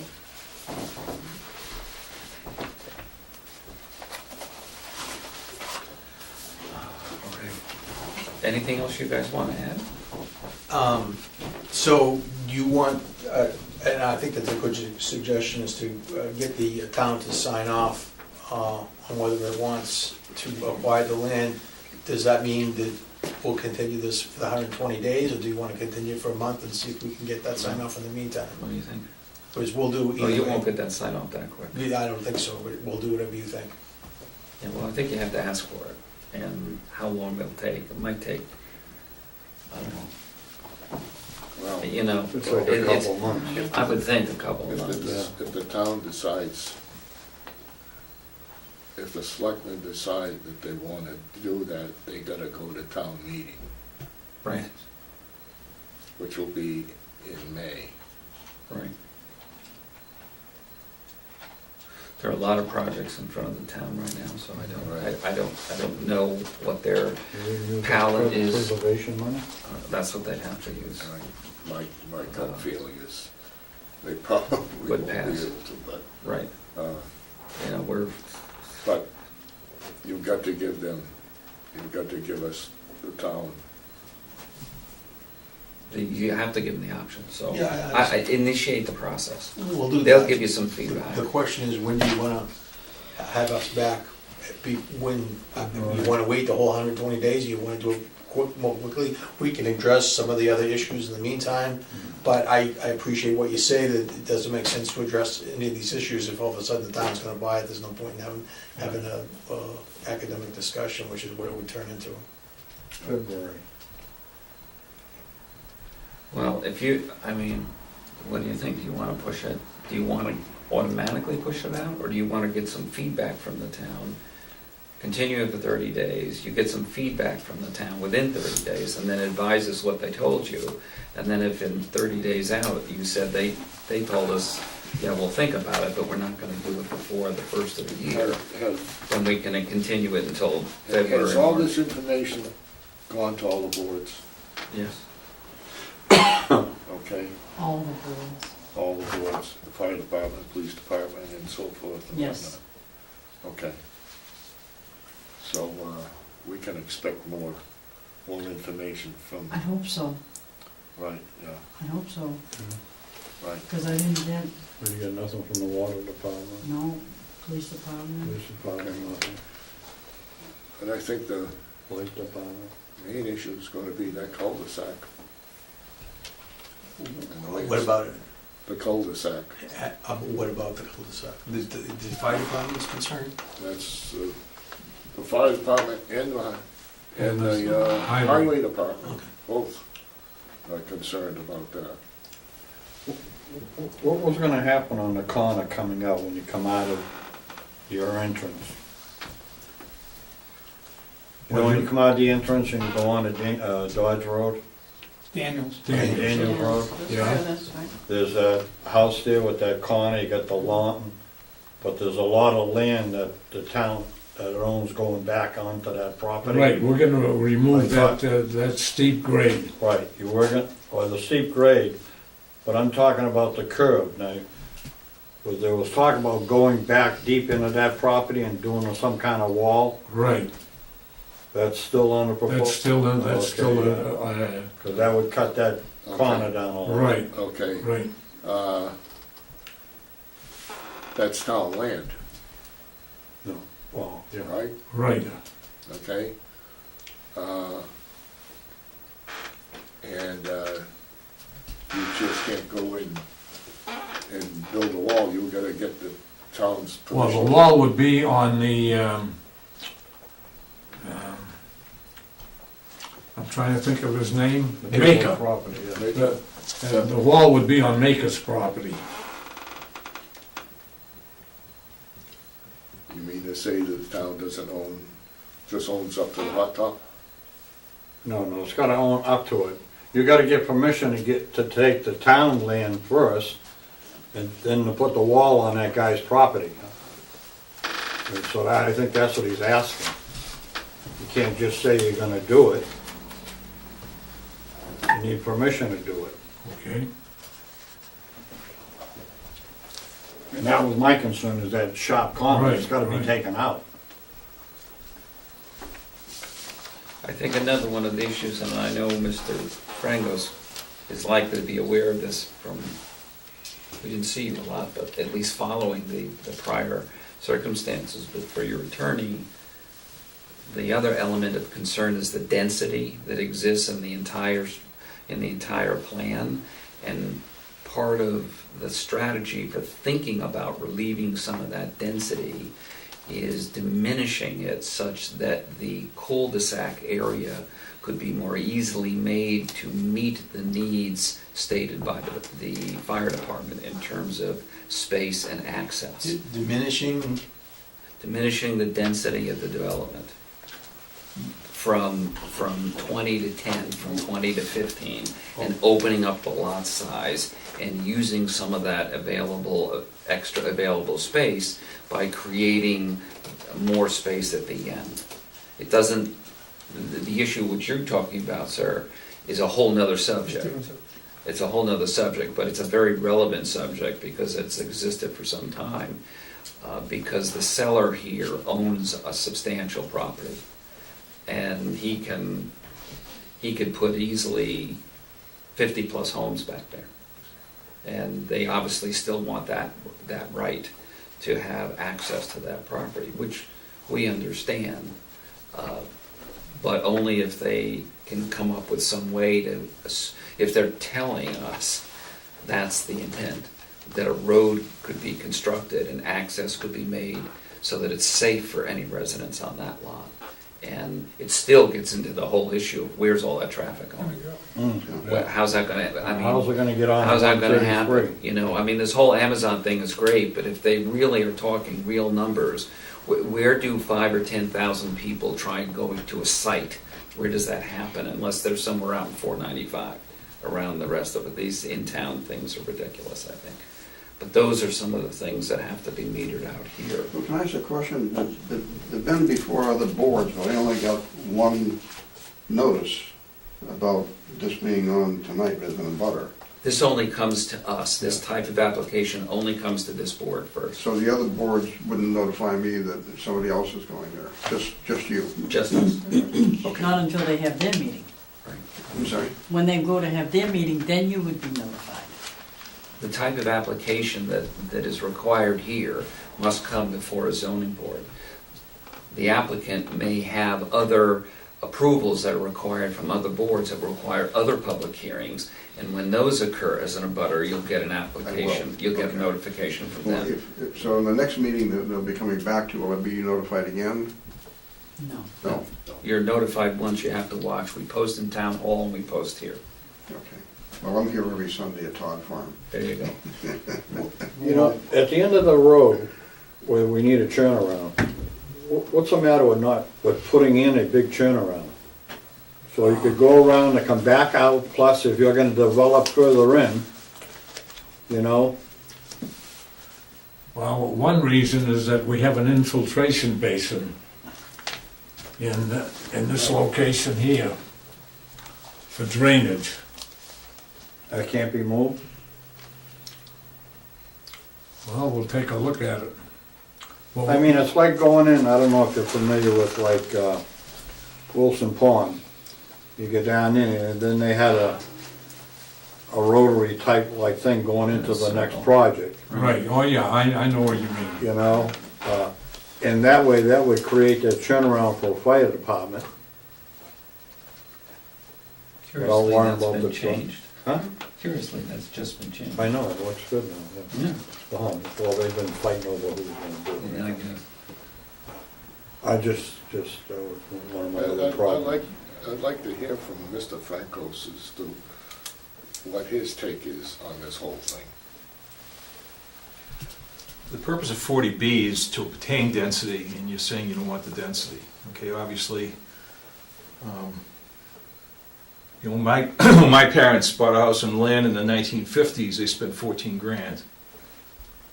And looking at inflation and so forth, people can't afford housing anymore, in general.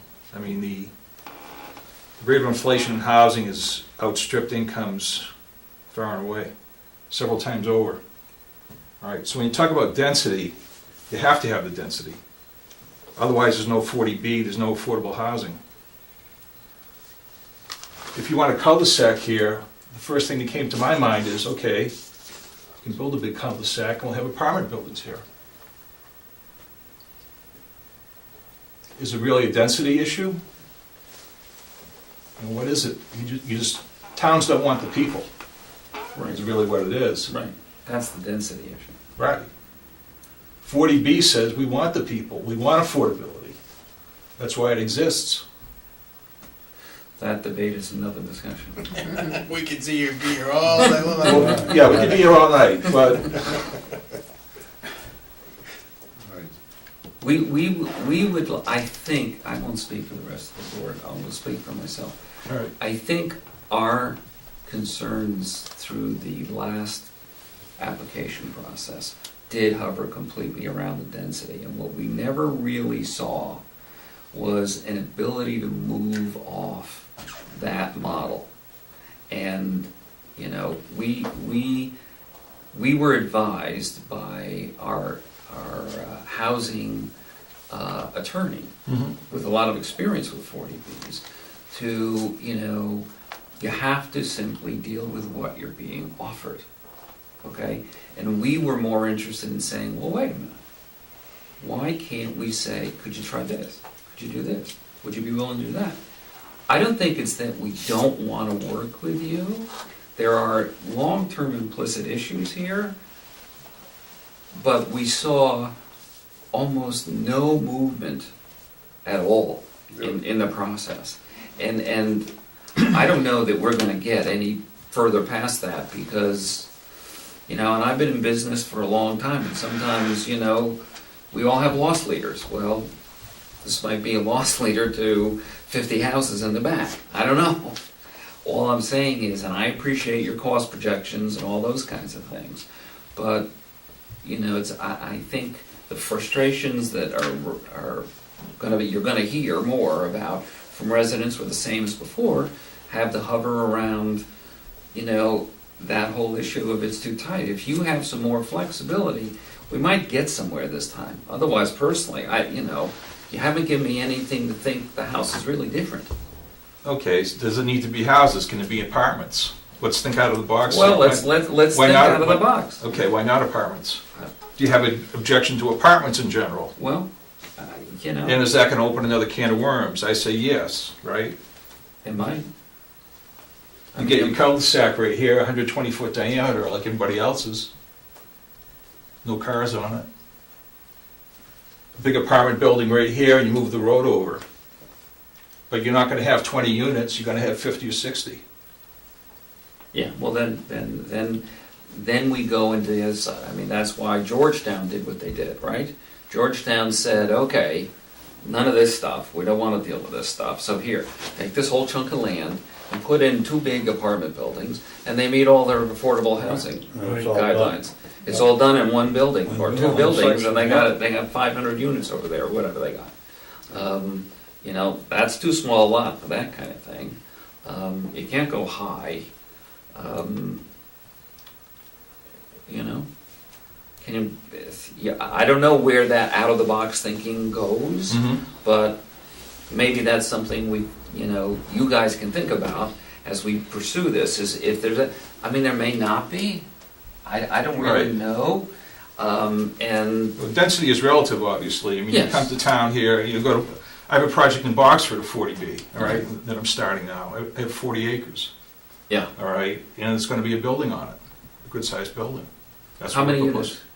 66, 66 on 40 acres. right. Well, in a direct ratio, that's a much more acceptable ratio of space to size than is this. Right, but the only reason we have to have 40 acres is to give it to the turtles. Yeah. All right, so, Granted.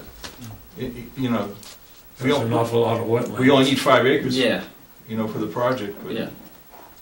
you know, NHESP gets involved and all of a sudden you've got nothing. You get relegated to a corner of your property. Yeah, we saw that. But there's no NHESP here. Yeah.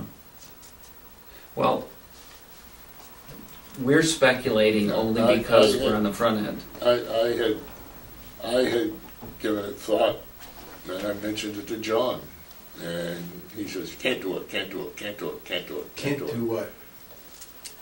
Is To reduce the density. you can get six lots out of that, regular lots, that pretty much would meet zoning, and 3 units in each one. One affordable unit in each building. Something to think about. You can only get 4 lots. You can get 4 lots. I know, yeah. You can only get 4 lots to meet zoning, Don. That's on the last page. No matter what you build there, you've got to get relief for the zoning. Right. So we And I could grant you recognize relief, that. we could grant you relief on a But model you that could was get, closer. you could get 6 lots out of there, 3 on each side, and Not And- affordable is not affordable. No, that's not what he said. No, 6 they lots still have half with, affordable. with 1 building They on still have each to be lot, affordable. and with 3 units in each building. Still have to be 40B. I'm sorry, I lost you. So you could get, Six lots. yeah, 1 building on each lot, with how many units? 3 units in each one. And one of them in each building be an affordable unit, would give us 6 units rather than 5, or whatever we get now. That would be, 18 units. Right. So it would be a total of 18 units. And we're only building 6 buildings instead of 10, but we're building bigger buildings. Right. Well, We're you're not, you're I saving don't, money. I mean, you know this area, if you're building Boxford, you know this area. You can build a bigger structure. I mean, there's some logistics there, and I get the cost, but what's Barry doing down in Topsail? I have an office down there, he's right behind me. He's putting 30 units on 15 acres, I think. 15 2-unit buildings. Now, those are not 40Bs. But, you know, I mean, it's just a question of That's working something the to think numbers, about. right? I mean, we discuss these kinds of things at various points I wasn't in the involved first. before. No, I know. I got a flavor from your old decision, so. Well. I mean, It was, well, anyway, I read that and we discussed it. You see, now, we've got 2 new members on our board now that weren't here the last time. And were you involved in West Ox pasture? Yeah. Okay. So 2 of us were involved in West Ox pasture. Humphrey Hill. And I've been involved in all of them, the 40Bs that have come in Raleigh. I've been on this board since 1970. And every one of them, we sat down with the developer and we developed the project. You came in with a thing all designed, said, here it is.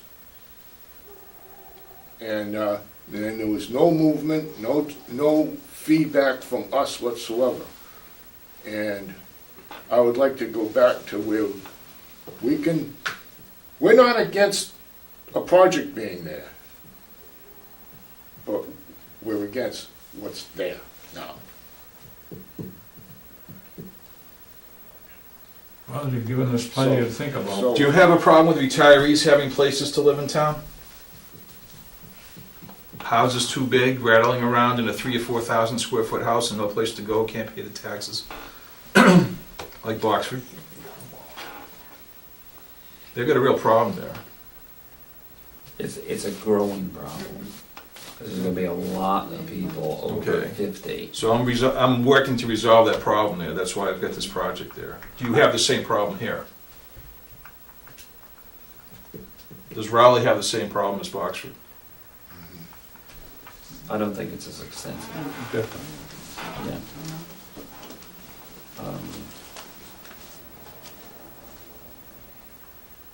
I guess what I'm trying to drive at here is, if you're gonna get the density, would you rather have it in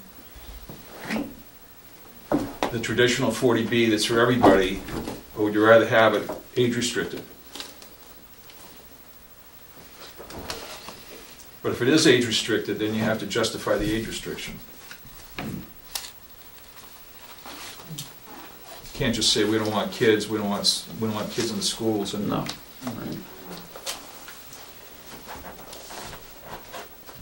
I don't know, have you done those? Age restricted? we're doing an age restricted one, yeah. Okay. They're hard to get, but if you can justify it, they'll approve it. You'd have to get, I would want to get some insight about the process you went through to get it, and we could assess whether or not we think that's even a doable path to think about. Because we have people like this. 55 and 55 older. plus? 55 and older, right? Does, Because we got one coming in. does the Merrimack Valley Planning Commission Yeah, work with the town? yeah. In fact, Bob Snow is the new chairman, and he's a former selectman and very active in Raleigh.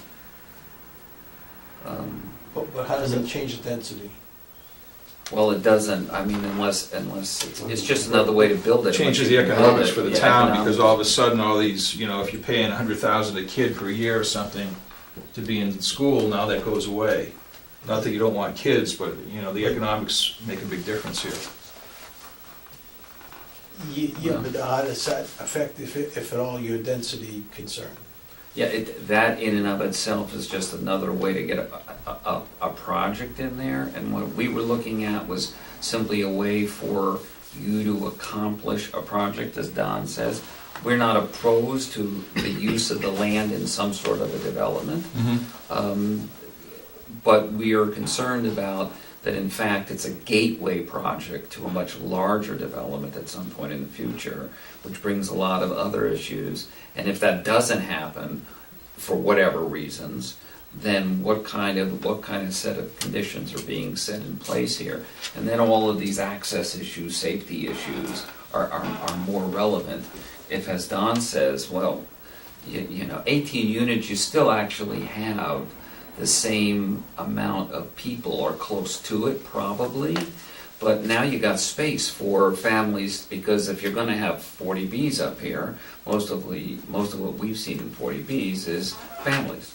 And families are going to have kids. And where do kids go there? They go on the street. It's the most convenient place to play on the street. And if this street is an access for more people, you know, which even if there's a back end, as the gentleman says, if you live down this end of it, you're gonna be coming off of 133 and scooting in that way, kind of thing. All kinds of things, you know, start, you know, coming into play, so. It becomes a safety issue. Right. And, Well, retirees don't have kids playing on the street. No, they don't. that's right, They don't. that's right. You're exactly right. So there is, you know, certain things that disappear with that. We with see, that what we have seen in Rowley is in-law uses expanding.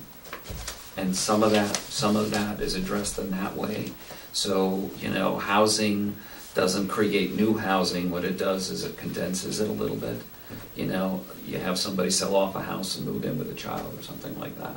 And we've seen some requests for that. In fact, we have a request coming up for us to consider that kind of situation. It's not prevalent. I mean, you know, it's a tiny little town. There was a lot of growth in the last 95 to probably 2005, maybe 90 to 2005. There was land to be developed and bought, a lot of houses on my street, which is on the far side of town. It's, you know, in 1985, there was open land down Newbury Road between 85 and 95. 75 houses were built on property that was sold off in 1.5 to 3 acre lots. Those, you know, those don't happen anymore. This gentleman's purchase over at the country club is about as dense as we get in terms of. I was gonna make a comment here, you're talking about over 55. The Raleigh Country Club is not an over 55. It's just that everybody is. Right. Okay, so That's economics. Is there a need for that? Something tells me in Raleigh there probably is a need. But in reality, you drew from outside a lot of the residents there moved in, right? Because the cost, they were Right. kind of high level, right? But if you Exactly. came in a little bit lower, I think there probably is a need for over 55. Well, that's this thing that Berry's doing, these 30 units. His going-in price is like $675 to $850. Okay, that's not affordable. Okay, No. You know? That's market plus, Right. you know? But It's the density that allows the affordability in a lot of ways. Well, I understand. I mean, but, you know, could you sell $600,000, $700,000 homes as opposed to trying to sell $200,000, $300,000 home? No, you know. Do you play blackjack? Do you play, what do you play? Right. Where do you think odds are? Cheaper's always better. Right. But you need enough to make it. You need enough to make it feasible. work. Right. Because if you get 80% of the way there, it didn't work. Anyhow, I got it. Good. Okay. We could talk about this Move on. for a long time. So we'll do a Nothing. 30-day continuance or 60-day, whatever you want. Well, we can come up with a 6-building layout within the 30 days, if you want to continue it. Well, I think we need to continue. Why don't you work on that? What, you know, it's 60 days puts us to December. You know, I mean, maybe you can get feedback from the town. You can get that initiated by then. Can you issue a continuance for 60 days? Or does it have to be 30? I think it has to be 30. 90 if you want. No, we did it longer with you before. Yeah. Went on for years. So Yeah, but each month I sent you a letter. Last minute. what's the date of December then? The 21st. No, but we can continue Fireplace 60, because we continued, what do you call it? After That's right, December. we continue the We continued the school. Sabatini. The Sabatini's other one. Yeah. I'm sorry, it's 12/21? Well, that's Oh. the week before. You got 40B rules, I don't know. 60 I think if he days, agrees to December. it, though, we can. Yeah, we agree. Generally, if he agrees If he to agrees to Yeah. it. but So, I'm sorry, 12/21? Yes. Yes. Does that work?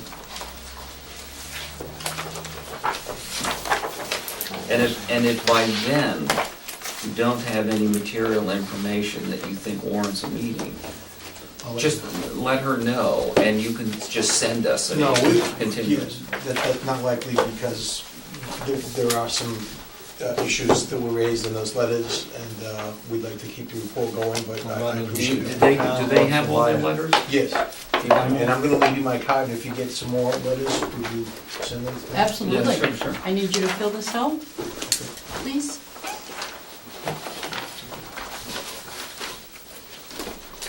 You're actually giving us your card. Sure, might get some business. I wish. I missed that, what was that?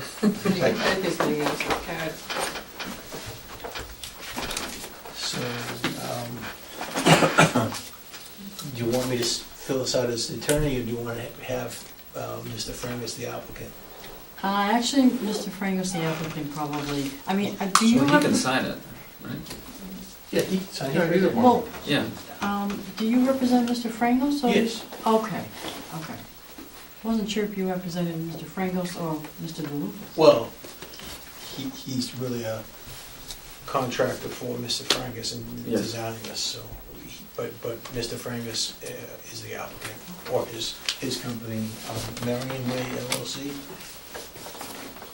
And bear in mind that if this is going to be a roadway that's going to eventually tie into the backland, that road needs to be built to accommodate Right. that traffic. Just send them the right someplace. September 13th. We're gonna have Okay, we have a motion to continue this to the 23rd. Marion Way LLC by Yes. Thomas Frangus. So moved. Motion made, second to continue to the 21st. December 21st. December 21st. And you second. I'll be in some place. You will? No, I'll You. be here, I think. We'll give There's you, nothing left but we'll a give you roof. a time at that, prior to that. No, I know. Oh, a time for the, to appear. Okay. No, I said a roof didn't get done. Oh. It's the only place you can go. Try to go somewhere. There doesn't have. This is just a They don't have continuance. any hurricane ones. No, I know. That's what he said. Only a roof is left. That's where you gotta go to when you want something. Adjourn the meeting or anything else? We have some public Yes. I make a motion, we, It's under the zoning board of appeals. disband it. You have Okay, we to, made a motion to continue it. there's a Yeah, little bit still All those in December. favor? Aye. Okay, now I accept the motion. on the to left adjourn. side of the Make a website. motion, we adjourn. Thank you. Okay, motion made and seconded to adjourn. We're adjourned. Aye. Okay. Thank you very much. Long, long way.